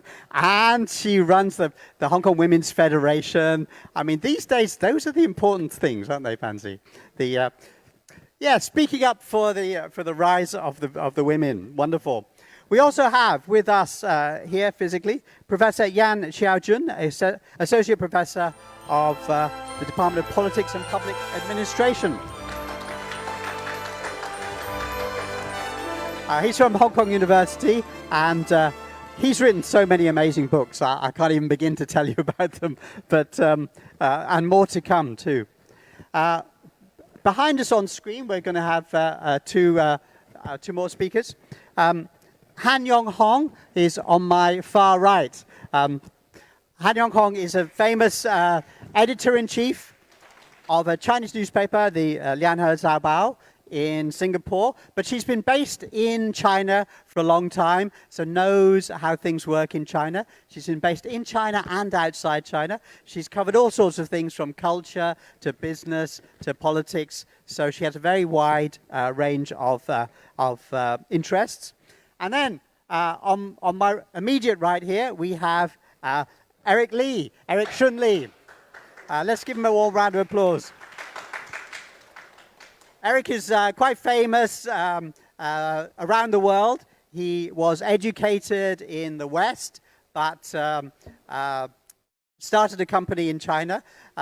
He really came to my attention when he had a viral video in 2013, I believe it was. It was a TED Talk, and it was spread all around the world because he dared to say that America's system was maybe not the best system for developing countries. Perhaps China's system was a better model. Of course, it was outrageous when he said it then, but over those 7 years, we find more and more economists are saying, absolutely, he was right. And he's done many more talks and written many articles in the big newspapers like New York Times that have caused enormous debate and discussion. So very pleased to have him and the other guests. So, okay, now we're going to make this a discussion, so please jump in. Don't feel you have to wait for a particular question. I'm going to start off with a couple of easy points, and then please jump in. First, the main theme of this panel, telling China's story. Now, I look at the newspapers every day, and China seems to be the bad guy of the world. Evil China, doing terrible things, oppressing people and locking people up. Why is China the bad guy of the world, and what can be done about it? How do we correct that story which is so negative? Would you like to start, Pansy? Well, that is just now is a statement. So, whether it is true that China is the bad guy, it still depends from whose perspective. Every country I was listening to the earlier discussions, and Ronnie was very, critically bringing up the subject matter about patriotism. Patriotism means that at times people would take sides, that I would basically think that my country is more superior, naturally so, because that will, bring myself much pride in being that national. In this case, it has been all too long that the US had dominated the world scene and being the global police, the global Superman. If you watch the movies, all the Marvel characters are American. So you get the point. So what do the superheroes do? They fight the bad people. So, by the way, it's not just China being the place where all the bad people are, except we are obviously the most populous country. So we probably have many bad people in that respect if all of American superheroes want to fight all of the people that they don't agree with. So we need to fix that by telling them, more importantly, not that China is not evil, but more importantly, US is not superhero. Right. Okay, I like that. It's an interesting way of approaching it. Eric, I believe you said recently, caused a stir as usual, that you noticed that the antagonism towards China emerged in the last 3 or 4 years, which is roughly the same period when economists started to talk widely about China overtaking America as the world's biggest economy. Could you comment on that, please? Well, I was trying to make the point that China is getting bad press in the West because China is succeeding. I wanted to come back and notice a very interesting phenomenon. We're observing 2 trends that are occurring, in opposite directions. One trend, as you had pointed out, is that China's image in the West has deteriorated over the past few years, rather dramatically. We all know that's a fact. There are plenty of survey data, media coverage, all of that. We know that's the case, all right? Now, there's a second trend that's taking place, that China and Chinese people's self-perception has been improving dramatically. Now, we feel great about ourselves. And that is also a fact. If you go on the internet, you just go on the streets. People are loving it. They think their country is doing great. And this is dramatically different from even 5-10 years ago. Okay, so that's a very interesting phenomenon. I think it's unique. If we compare with the U.S., for instance, all right, in the last 4 or 5 years, America's standing in the world has deteriorated. But at the same time, US self-perception has also deteriorated. Okay, same as UK, many other countries. But I think China is the only major country where these 2 trends diverge and have gone in opposite directions. Why is that?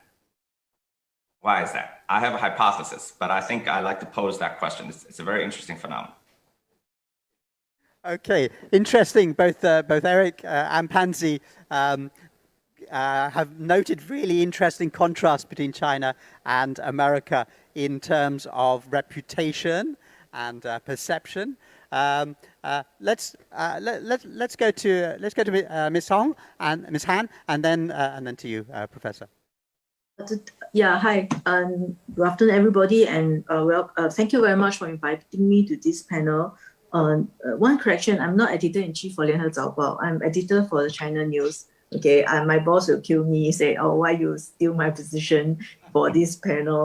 I resonate a lot with what Ms. Ho has said just now, and I sort of like to give a response to it. You said, so we have to let a lot of people know that China is not the bad guy, and US is not the superhero. For one part, I do agree that the United States they have a psyche in such a way that they are the superhero, and in some way they need a bad guy. If there's no bad guy, then there is no need for a superhero. So they will sort of look around and look for superhero look for bad guy when they are not really that so much of a bad guy. This is one. And the other thing, I think the problem with a lot of bad press that China is facing is because, media, international media is dominated by the major news agency in the West, and then they start from a Western ideology that comprise of certain kind of yardstick. So they define certain things as good and certain things as bad. I think that is the wrong way to understand our very complex world today. I would suggest that we do not judge China according to the Western standard, or not only according to the Western standard, but we should also look at China from China's own standard. We see today's China compared with the history of China and China 40 years ago, 20 years ago. And we understand China from its culture, civilization. So what is China? Where has it come from? And how has it come about to this way? I think that will give everybody a fairer or more objective view of China. So I'm a Singaporean, I'm not Chinese, and I'm not the United States. We don't think China is a bad guy. And our self-perception has not fluctuated to feeling ourselves very great or very low. So from that, we have a stable self-perception, and then we try to understand the judging criteria or the value system of different culture.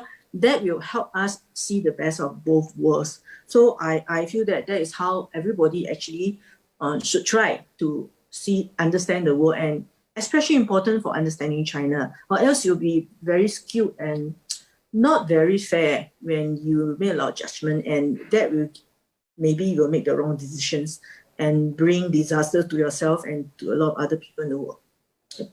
Thank you very much, Yong Hong. Professor Jin. In my opinion, why is China being considered a bad guy?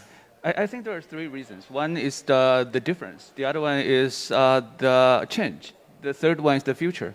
In terms of the difference, because culturally China is different from the West world, especially the United States, and also institutionally, China has a different economic, political, cultural regimes and systems. So people are afraid of something they're not familiar with. I think that's the first thing.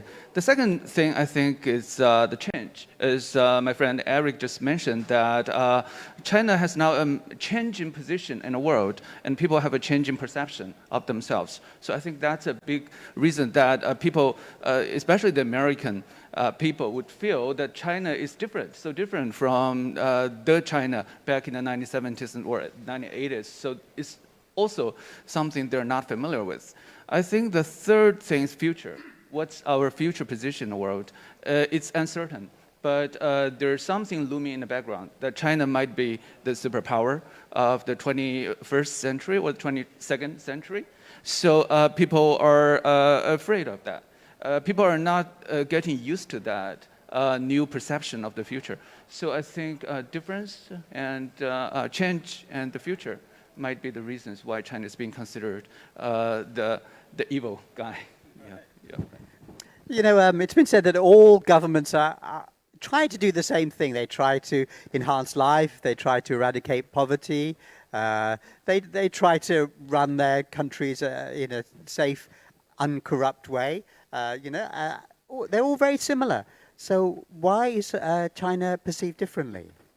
Pansy, can you comment on that? China's alleviating poverty. Why is it not celebrated? First of all, I do agree and concur with all the my peers on this panel to say that there's not been sufficient objective research and due diligence even done on how China government had fared.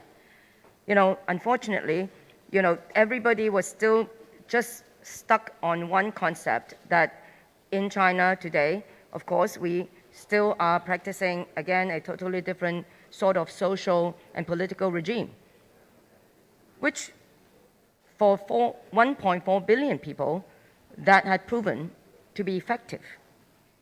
And they are currently actually having, in fact, probably the the best ever, kind of quality of life, why aren't people actually talking about it? Well, I can warrant you 1.4 billion people in China are talking about it, except it doesn't land on the ears of the, other countries. Well, today this panel was talking about our China story. We're talking about, you gave us, a long questionnaire, basically covering mainly how do we try to instill the sort of credibility, and how are we going to actually motivate media, especially Western or international media, to basically, cover that end of the story.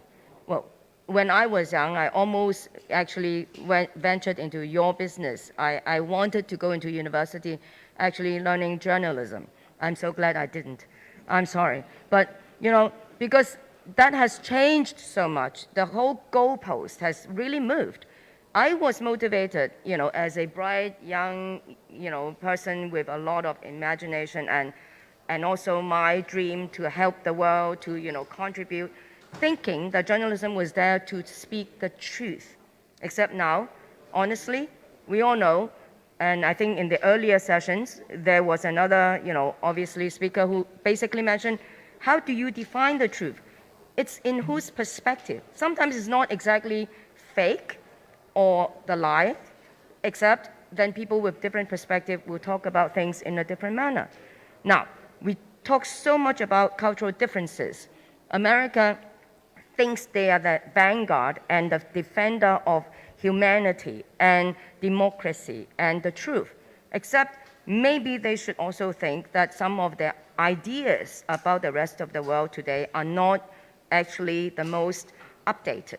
They need to do their due diligence properly, not just basically making assertions.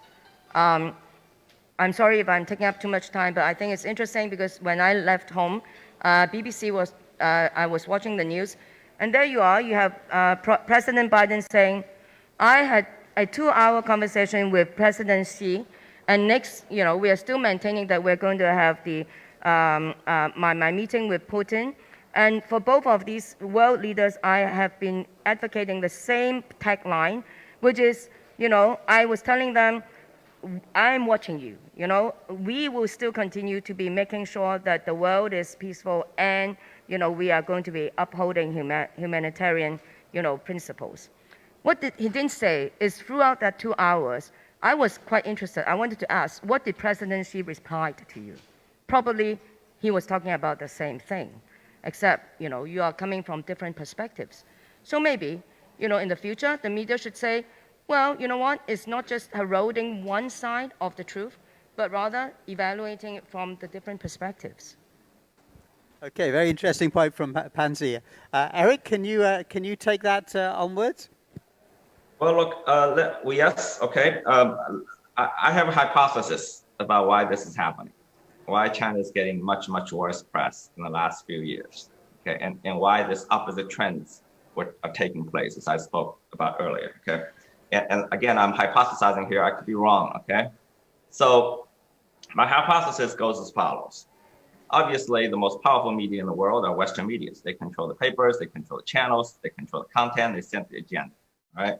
And Western media, I believe, had always had a preset narrative about China and China's place in a much grander narrative that they had about the world, okay?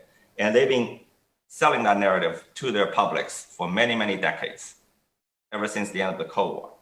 So from the 1990s till about 2012, I would say, the narrative about China had always been that, China had been constantly at crossroads.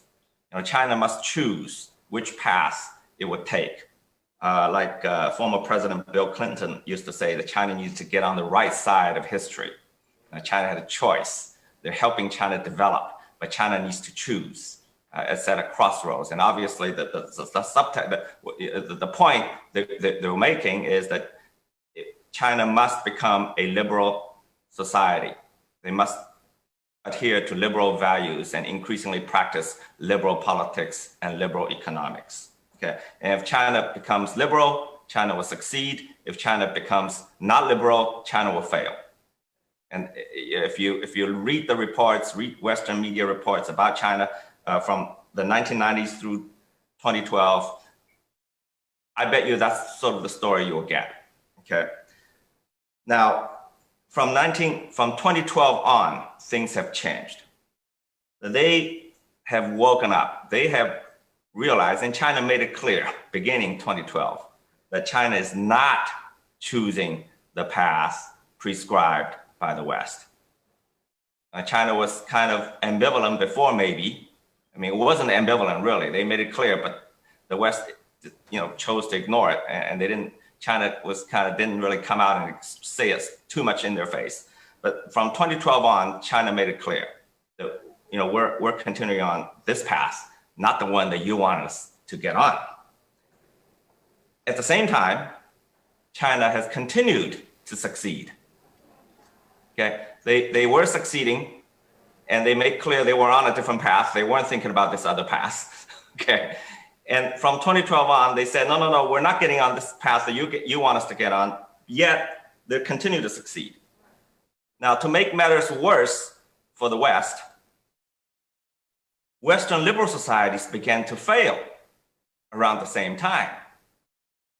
So their narrative is in trouble. They can't deal with it.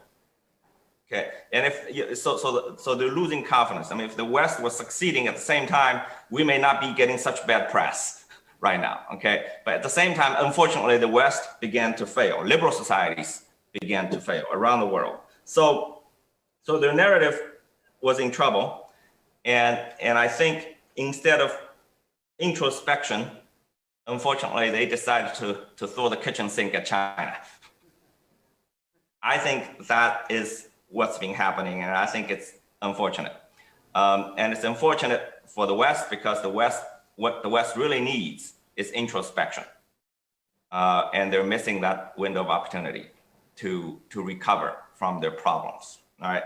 And this, for the West. But I mean, I think the bad press is gonna hurt the West more than it hurts China, because it's blinding the Western publics about what's wrong with their own societies, and it's portraying a China that's so far from reality. And Western media is also, and the elites are losing credibility inside China. For a long time, Western criticism about China from the West actually had some market inside China.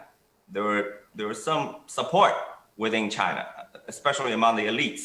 They're sympathetic to some of the Western criticisms about corruption, about the environment, about society's ills, even about some human rights issues. But the last few years, we've seen a sea change because Western media had gone to the extreme, and the Chinese publics are seeing a China that's being portrayed in the West that is so dramatically different and opposite from the China they experience and live every day of their lives. And we notice that, we see that through the pandemic, through the Trump years, and to now. So I think it's irreversible that the Western media and opinion leaders and elites have lost credibility with Chinese publics. Okay, very interesting point. point. Would you like to take that up, Hong Kong? Yeah, thank you very much. Very interesting comments, and actually I cannot say that I disagree with you, disagree with either of the panelists. But I got some things to add on. Is I think, as an outsider, I think some of the bad press that China is receiving, or some of the media, some of the very bad things they say about China are just sinister. But then there are people in the West who they really believe in that liberal ideology. They believe that is the way for human, and they believe that there are things that is more important than life, your ideas, your freedom of speech, and they do believe in that, and they believe that's a formula for a society to success. So I feel that is quite one-sided, but I would not suggest we look at all the bad press from an evil perspective, that they have something evil, that some bad motives behind it. So this is one thing I'd like to add. And the other thing is, I agree that actually a lot of the bad press is a reflection of the problems that the Western society is itself facing, okay? And they do need introspection. But I am a bit worried that for China and a lot of the netizens, when we are too carried away by your own success, you will meet risks in future. Like the panel before, one of the speakers was saying that, well, now the U.S. is all the money goes to go to China and go to Shanghai. The big companies go to China. I feel that we do have to have a balanced view. Even the Chinese leader is not saying that China is going to replace U.S. Even China leader will say that China and U.S. will coexist. I think for us as intellectual, or when you're in a better position, we can think of it in a more balanced way. We don't agree to the bad press or the China framing or the China bashing, but we could frame this with our logic and with our objectivity to win people over, rather than becoming like the people we criticize. Yeah. Thank you very much. Thank you. Thank you. Professor? Yeah, I agree with everything my panel members just said. I think there are some people in the West, of course, they are strategically trying to demonize China. And so, but I think that's very few people, which we probably I don't want to talk about today. What I want to talk about today is what Ms. Han Yonghong just said, that some other people in the West who are very critical of China. Some of them are my friends in the Western media, including the very leading newspapers and journals. I think there are two things that are in their mind. One is that our system is the better one, and we want you to follow our way. So as long as you are becoming more and more like us, you will getting better in terms of everything. So they really wanted to share with you something they feel good and they have experienced by themselves. The other people, I think there are another group of people, they are also, as I just said, they're not familiar with exotic things, everything exotic. So in an exotic culture like China's culture, in a foreign culture, they suspect anything that taking place in this exotic culture. So they wanted also to reform, to correct, to in their way to better the situation in a foreign culture, and also they wanted the two cultural pathways can converge at the end of the day.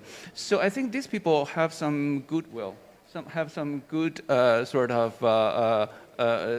In a way, they're all very kind friends, but they have very unique thoughts about how to deal with the foreign culture, how to deal with everything taking place in the foreign culture. So I think in terms of international communication, in terms of telling China's story, this should be one of our most important targeted audience that we should speak to them and communicate. Yeah. Yes, Pranti? Can I jump in? I cannot agree more. I think that has been, in fact, what we have been all trying to get to. Nobody is saying that there are, specifically there are media out there with a, bad faith, or even within the U.S. government that they definitely just, are evil or planning, to target, to bring down another country. Except there's always the dominance of, when we keep talking about today the importance of cultural diversity, except more often than not, the more dominant culture always wants to, try, even as maybe a gesture of goodwill, to disseminate everything that they think about their own superiority, about why you should all, I'm sharing, as to the professor was saying, I'm sharing with you, learn from us, this is the better way. Except that is exactly against the whole notion and concept of cultural diversity, because that becomes monoculture or homogenization of cultures. I mean, if we understand what is the need for cultural diversity, it is, after all, down to respect and, even having if you are in the dominant position, you have the power, you have the capability and the resources, including utilizing media and all sorts of platforms to help the other culture to preserving and to be able to also enhance and evolve their own culture in a modern manner, but not necessarily to have to follow others. And I think in that respect, China has a lot to share. After all, we're not here to compete, because I also don't like always going back and then suddenly say, well, but we have 5,000 years of culture ahead of, your 300. What's the point? This is not a competition of whose culture has been longer, deeper, broader, but we all need to get back and talk about the modern day terms, especially for the young people who may or may not even, have a long understanding of their own history, let alone other people's history. So why can't we all, just help each other and share our culture, but not through dominance? Okay, very interesting point there. And it speaks to the fact that East and West can be quite different in terms of personality. Biden said recently that who will win the 21st century? Why does somebody have to win? Couldn't we all win? Okay, so we've identified the problem. There is a problem, and one of the issues is that, as Eric mentioned, the Western press, the international press, basically all the international press comes from AFP, AP, Reuters, the big three, and they're all from the West, and they dominate international news coverage in newspapers, in Asian newspapers, African newspapers, newspapers around the world, all get their international news from those three Western news agencies. So that's the problem. What's the solution? How can we succeed in telling China's real story to the world? I mean, that's the challenge. Hong Yong, you're laughing. Can I ask you to take that point? That is something that I've been struggling. We are very, very big problem. We have to learn their language. I think I'm from the Chinese language media. I feel that we do have to go into different languages, English, French, German, the language, to use their language. And the second thing is, you have to have credibility. Actually, you do have to have credibility. Well, Chinese, Xinhua, they have their channels in various languages, but then because of the tone or because of the content, and because of the trust, they cannot have a very good penetration or influence into the West. So I think you do have to be very independent. And then, so number one, use the language. Number two, credibility. Number three is the theme of today's forum. You have to tell stories. Tell stories and not theories. Actually, I feel that mostly Chinese, when you talk about the Chinese, they will say some kind of 主义, 思想理论, so a lot of theories.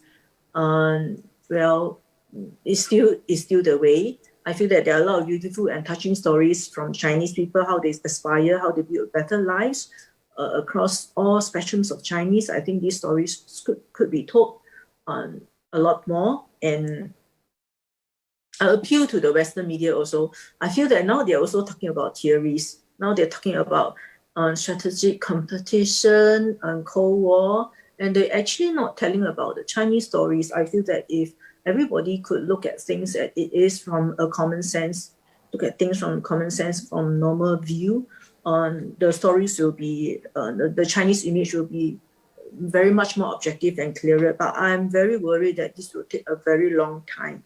You have to have a lot of patience. So the one worry is, before you tell the story, don't kill your audience by starting to be very aggressive and scold them.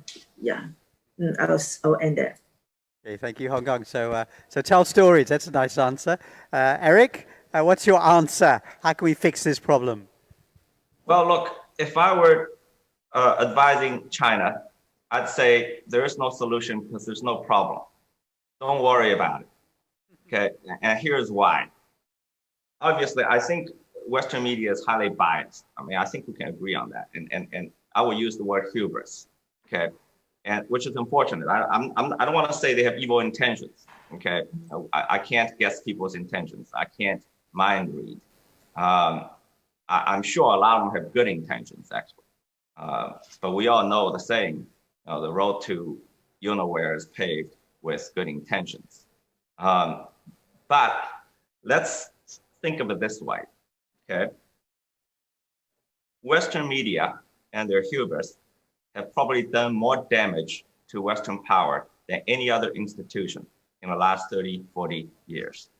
So they're damaging their own societies, their own countries. Western media cheered on the Iraq war.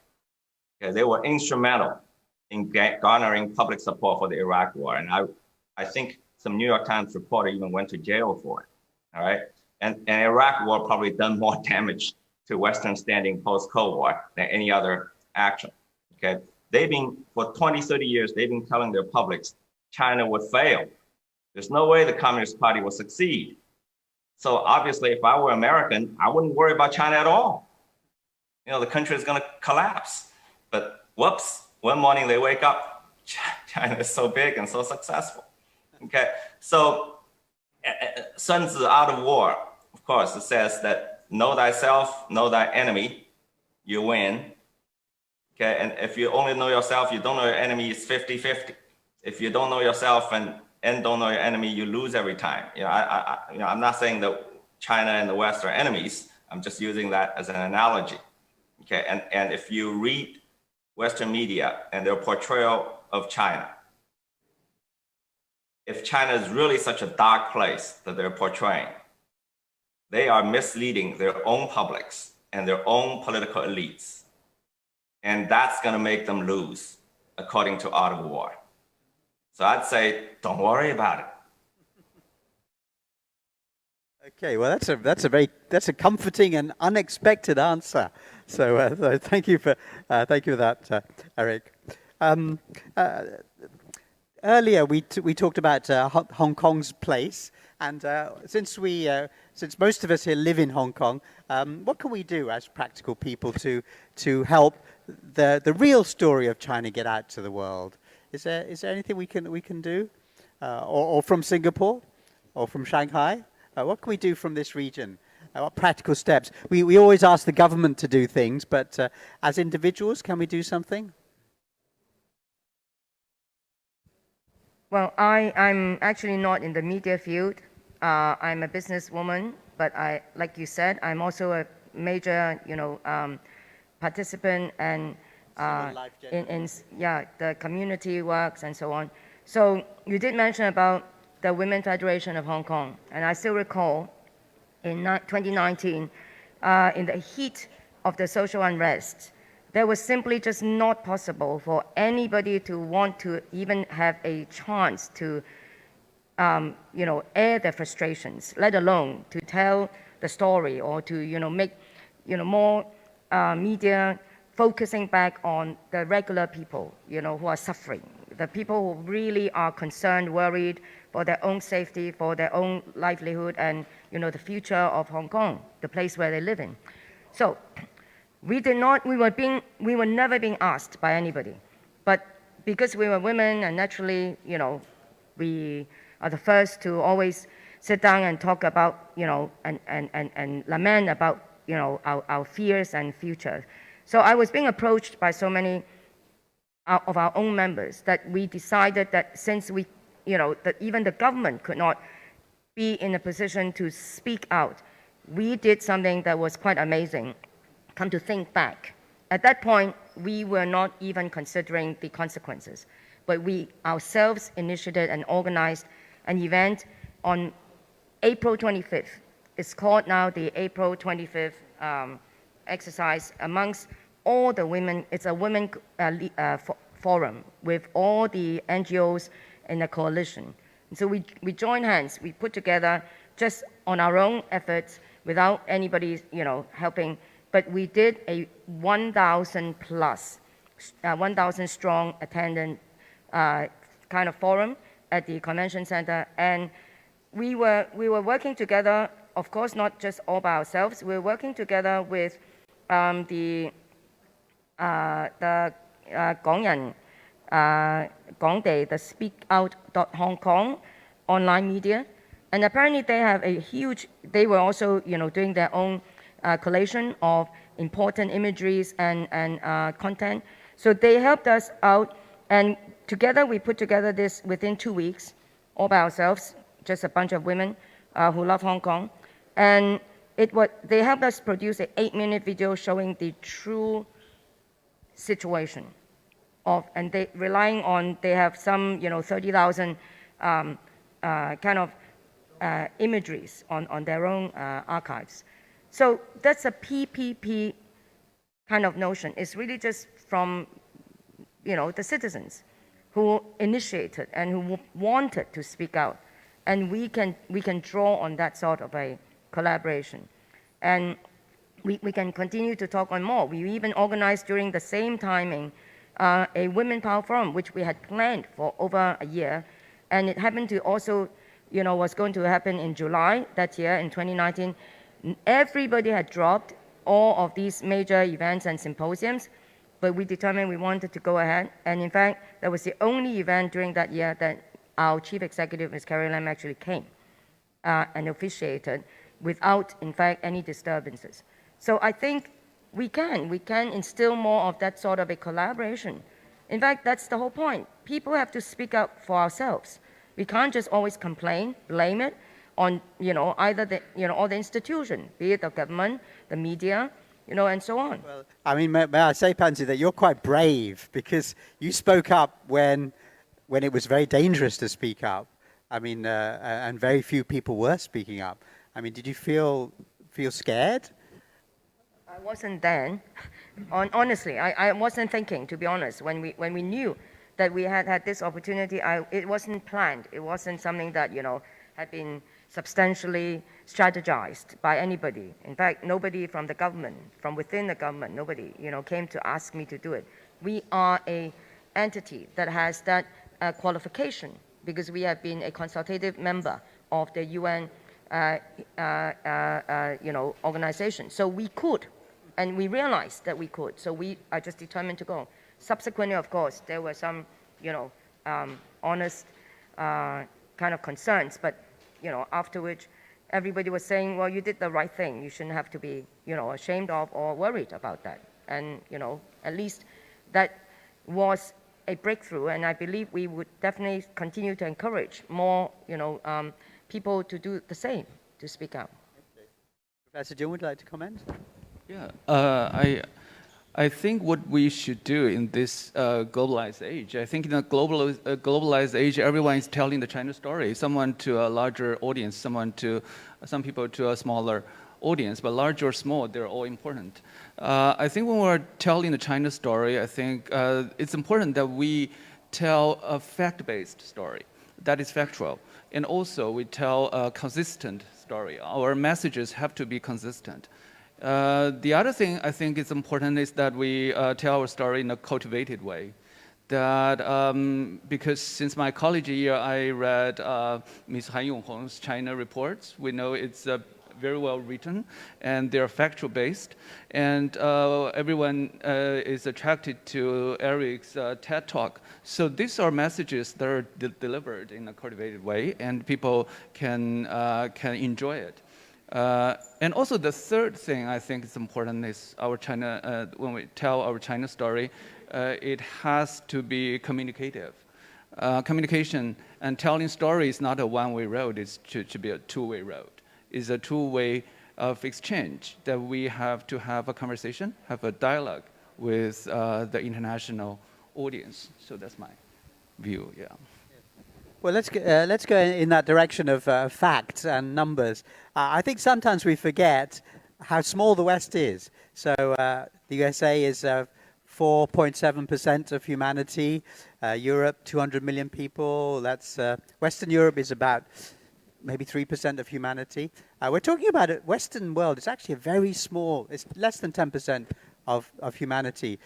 What about Africa and Southeast Asia and South America? What are their perceptions of China? Do you think they share Western perception of China? Or do you think they're open to a positive view of China? India, Sri Lanka, Bangladesh, other places. Anybody like to take up that point? Well, there is a Southeast Asia Institute in Singapore which is doing a survey on perception of China year on year since I think 3 years ago they started to do. And then the perception is most of the Southeast Asian countries welcome the rise of China and they feel that the economic influence of China is growing. But then the worry from China, the worry on China growth is actually growing also. Well, I think Southeast Asian do not look at China like a big bully and the US is a superhero savior of the world. No. But then do they look at China as a savior of the world? Maybe not. They will be worried that China will be a bit like US. China will be a bit like US or China is like US in a different way. So we hope that we can have a good, strong, rising China, which is a better version of what we had from US. Maybe that is how I will frame it. Right. Eric, would you like to comment on this point? So US is not perfect, yeah. Right. US is not perfect, yeah. And there are problems with China also. I think the most important long-term work belongs to people like Professor Yan. Okay, I think what's missing in the long term, not in the immediate term, like I said, there's no solution. I'm not sure if we need a solution in the short term. But longer term, I think Chinese intellectuals need to come up with conceptual frameworks that could carry us forward and carry the world forward for the good of the world. And we need to offer alternatives to challenge predetermined Western concepts. For instance, the idea of democracy. Okay, and the West had monopolized the idea of democracy. I think to their own detriment. What they really mean when they say democracy is liberal democracy.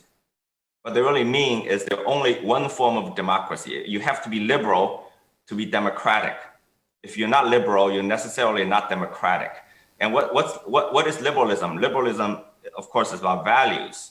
But on the ground, in practice, liberalism is about procedures. There's a set of procedures. If you followed those procedures, liberal procedures, then by definition, you're democratic, even if you're starving to death. Okay? But if you don't follow those procedures, even if you're prosperous, your people's lives are improving, they have great expectations about the future, you're not democratic. So I would say that democracy ought to be measured by outcome, not by procedure. Okay. I don't care how many times you vote, but if you can't deliver a better life to your people, if you can't protect them from a virus, you're not democratic. And I'm not a theorist, I'm just throwing these ideas out. It's up to people like Professor Yan to work and theorize and come up with ideas for the world and for our own sake too. I think the world needs new ideas. That's very interesting. So, so democratic government is Asia is feeding its people. China is feeding its people. Is that more democratic than a Western country that that calls itself democratic but doesn't look after its people well? What do you think? To echo with Professor Arnold, to echo with Mr. Lee, I think according to China's own standard, China is democratic. Which is, I push my point is, you said you should judge whether you're democratic, you should gauge whether by the product, outcome. I'll say you gauge it from your own civilization, you gauge it from your own history. China is definitely much more democratic than it was long ago. And according to what the Chinese ideas and what they want, people want a better life, I think it's fair to say that they think they are democratic, yeah. Anybody else like to comment on that one? Okay, I'll do one more question, but I've noticed there's some quite interesting people in the audience. We've got a couple of questions from here, but I see Ronnie there and Kennedy and Mr. Tam. If anybody would like to ask a question of these interesting people, do join in. So I'll ask one more, but let's exploit these wonderful people we have in the audience a bit more.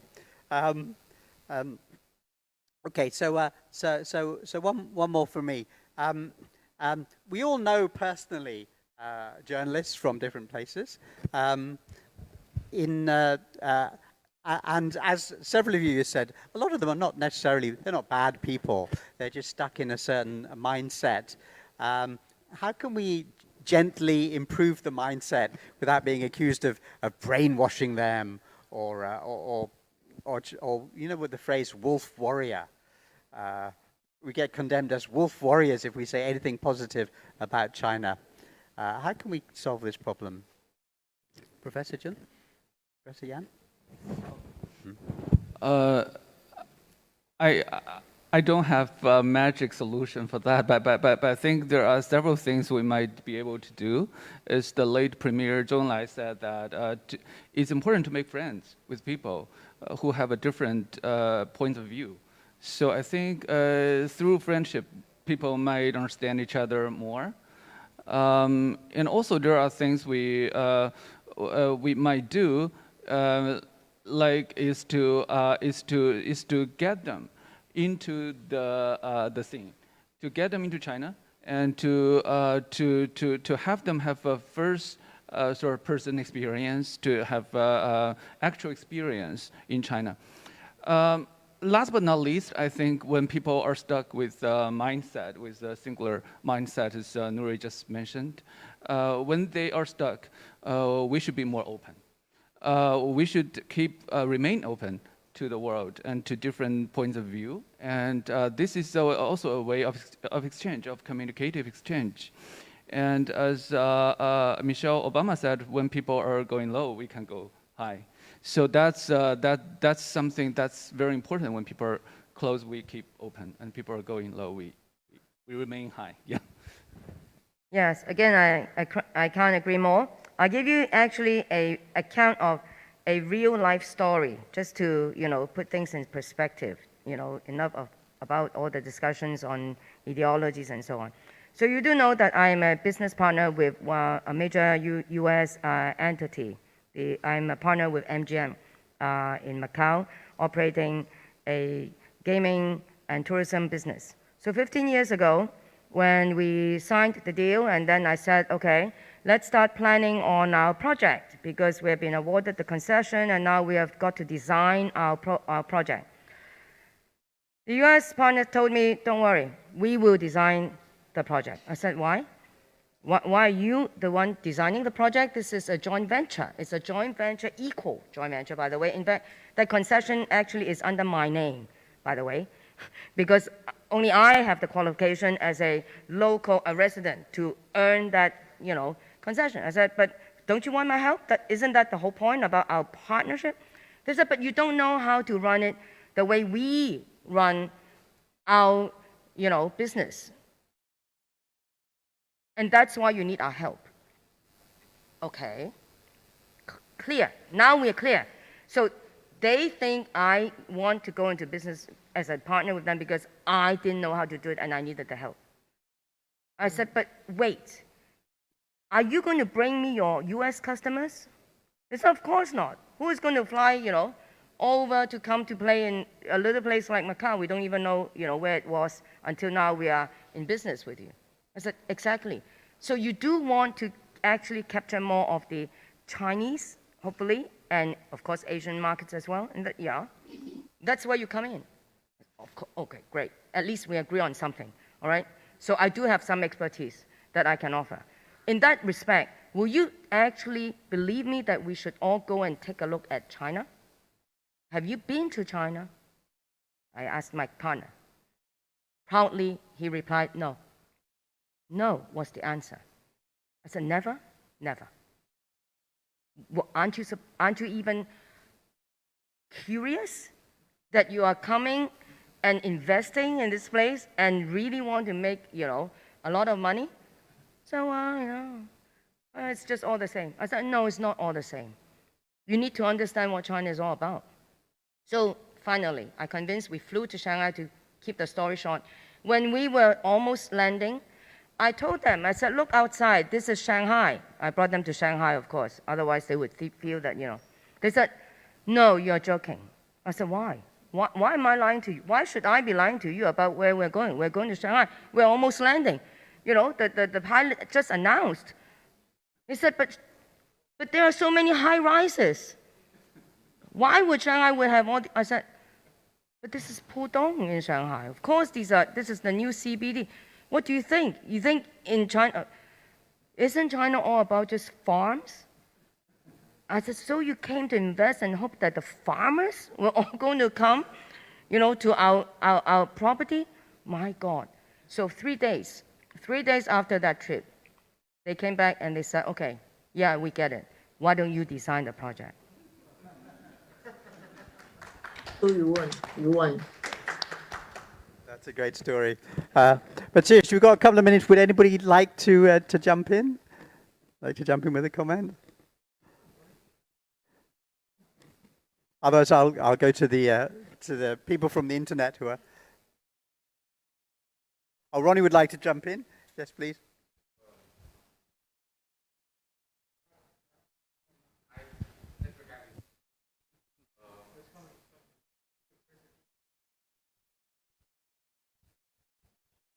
I cannot agree with Eric more on one point. I don't think there's too much that China should do or can do.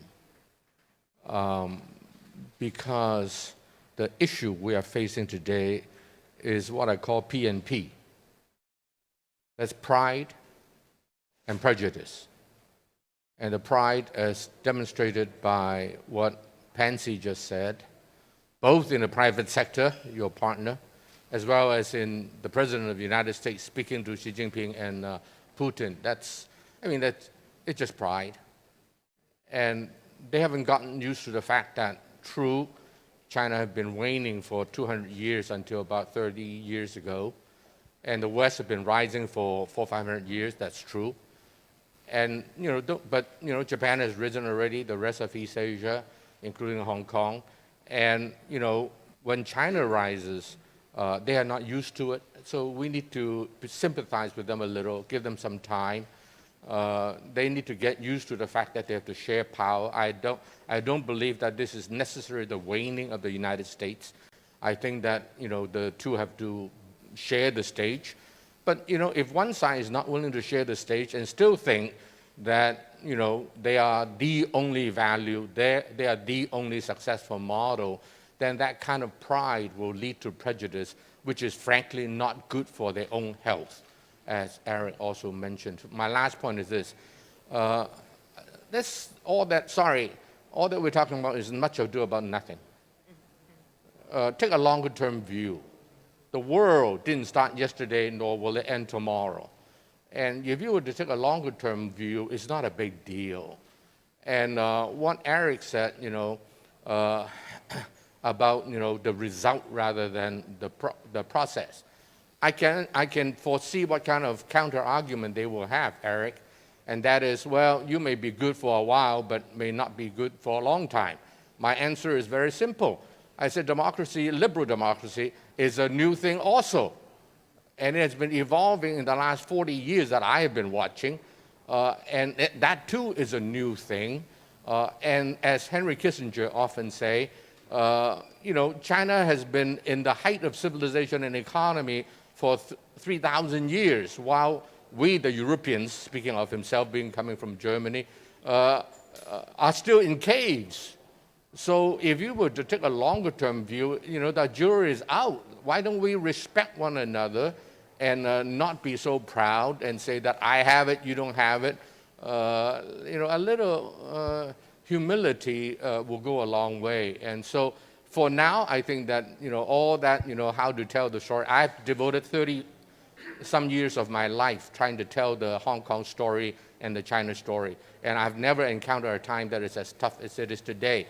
But my view is, my conclusion is very similar to that of Eric, and that is there's nothing we can do. It's pride and prejudice. You're not going to be able to convince the other guy because it's a matter of pride and prejudice. And pride and prejudice also perceived as having an existential threat to them, which is also not true, by the way, in my opinion. But they perceive it that way, and hence strengthens their pride and prejudice, strengthen the prejudice, which is very bad. So it is really very bad for their own health. So I hope that my American friends will really wake up and get back to the discussion table and not be so proud.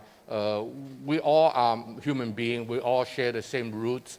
We have the same, aspirations and desires and fears. And let's be friends. I think that's the only way to tell the China story. They need to tell their story too, by the way. Oh, we can always trust Ronnie to come up with a good line. But thank you. I just want to share some of the comments that have been coming in from the public.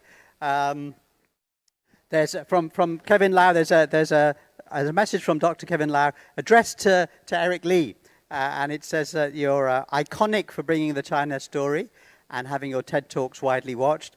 We need to encourage people like you to present and respond engagingly. So we all have to do TED Talks like Eric. And here's a nice comment from Lu San Hong. What do you think of using China's positives, such as healthy lifestyle, Tai Chi, Chinese medicine, beautiful scenery, as a positive way? So using Chinese culture as opposed to politics. I think that's interesting. That very much goes back to what Dr. Herman Hu was saying right at the beginning, I think, which is that go for politics and you end up in a fight, but go for culture and you get the same aim, but in a softer, gentler way. So, so some lovely comments from the listeners. We're nearly out of time. Perhaps could I ask each of you to just make a final statement on this subject of getting China's real story out to the world? Can we start with you, Hong Yong? I have no concluding statements, but actually I agree with Mr. Eric Lee when he previously said, although for different reasons, he said that there is no problem and there's no solution. I would think there is a problem, but actually the solution is not to go to the problem and try to find a solution. So China does what it is doing and keep on giving the people a better life and do what it's doing. I think sometimes you tell a bad story when you want too much to tell a story. Yeah. So the good way to tell a China story is maybe not try very hard. Yeah. Okay, be authentic, I think is what you're saying. Nice. Pansy, have you? Well, I think all in all, from even different views, where we are kind of converging is that it is not easy to tell a story that is so, magnanimous as that of the Chinese people, because we are talking about many years of civilization. Within China, even ourselves, is cultural, and we have the largest diversity. And so how do you tell a homogeneous story? We probably can't, and we're not trying to. We're trying to have people listen to our side, which is to appreciate and respect that we are indeed different. We are almost like, you put all the different parts together and we have a bit of something. Right. It's almost like an impressionist painting. You've got to see through a different lens. We're also the most misunderstood. Just now I was listening, and no matter what you say, we will still come out saying things that supposedly is not meant, that we are not meant to be aggressive, that we're not meant, to want to flag our muscle, that we're not meant, to want everybody to basically, just accept who we are. So we are the most misunderstood. Well, then we ourselves need to do more in terms of basically just, putting the picture correct, making sure that we are not letting people just basically, portray ourselves in that context. Okay. I'm afraid we're right out of time, so we're going to have to end there. But let's all keep in touch. Eric, we want to keep in touch with you, and Professor Yan and Hong Kong.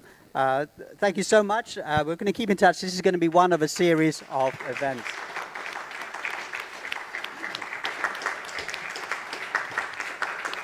I'd like to ask Dr. Herman Hu to come up and give a souvenir to our panelists.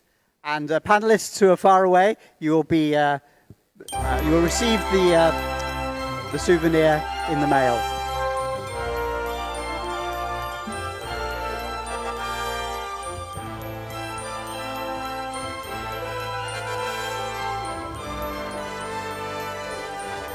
好，我们要再一次呢感谢 Nuri， 还有感谢我们的4位嘉宾，以及呢谢谢胡晓明博士呢为我们致送纪念品。Mr. Tam, would you like to come up and Mr. Kennedy come up? 也要有请我们香港再出发大联盟的谭耀宗先生，还有黄英豪先生上台，一起来一张大合照。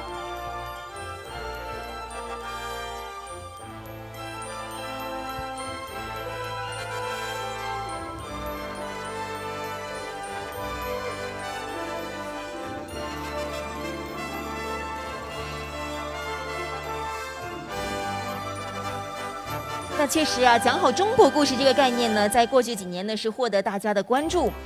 那么接下来，我们怎么样在世界舞台上发挥我们的影响力呢？也是成为了焦点。Thank you very much, ladies and gentlemen. You can take your seats. 好，我们谢谢台上的所有嘉宾，请到台前就坐。那么同时呢，也要有请呢黄英豪先生呢留步。Yes, Kennedy's not allowed to take his seat because Kennedy's here to make the final comments.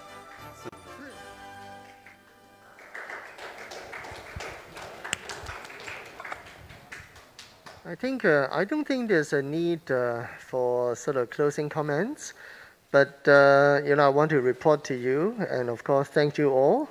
Herman just told me that Phoenix Net alone, just a few minutes ago, still had 820,000 people watching this forum online. So I'm really happy. So I think. If we add the other platforms, I think, must be over 1 million, people watching. Well, on behalf of the Hong Kong Coalition, I want to thank everybody, Nuri, Jenny, and Yondon for moderating for, this whole event. I just want to share with you a few of my observations. We first started with a state leader telling us, what goes on in mainland China and what opportunities Hong Kong has, and of course the foreign, enterprises all have in Chinese economic growth. And then, we had our 2 sessions, not exactly the 2 sessions in Beijing, but we had 2 sessions, very interesting ones. Ronnie is still here. We have the famous Ronnie Chan. We had Alan Seaman. So Ronnie actually used to live in the US, for a long time, and Alan kind of grew up in Canada. And then we had a British filmmaker, and then a French cultural expert. So this is as international, as you can imagine. And this is Hong Kong. So I think Hong Kong is and remains Asia's world city. I don't think it's just Asia. I've traveled all around the world. I think Hong Kong is, probably the world city in the world. And of course, Nuri, I just checked, you grew up in Sri Lanka. And of course, you're a Hong Konger. And Yondon, Yondon has the sort of Tibetan Chinese. And, and then in our next session, we had, Pansy, a rare speaker, excellent speaker. And Professor Yan, and then we have a Singaporean journalist, and Eric speaking from Shanghai. Of course, we had David Chiu online, and CK Young speaking from Australia. So I think this is a first try for both Hong Kong Coalition and Friday Culture. I hope you like it. I hope the 1 million sort of people watching online like it. And I think in order for our sort of Hong Kong's vision and what exactly happens in Hong Kong and China, in order for our stories to come out, first, I think we need a platform. And Hong Kong Coalition and Friday Culture, we of course will continue, to organize these forums to provide you with a platform. But you as the audience, if you can stay this long, after 3 hours and still listen to me, you are the greatest audience that we can ever hope for. So, to wrap up, excellent event. I hope you like it, and I hope the true Hong Kong and China stories will get out. And of course, Nuri, I understand you can speak German and French and other languages too. In the future forum, you'll be moderating too, if you can. Okay. Thank you very much again. Thank you.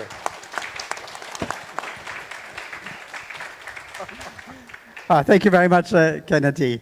And that's goodbye for us, but not goodbye forever, because we'll be updating the various websites with details of highlights of this conference.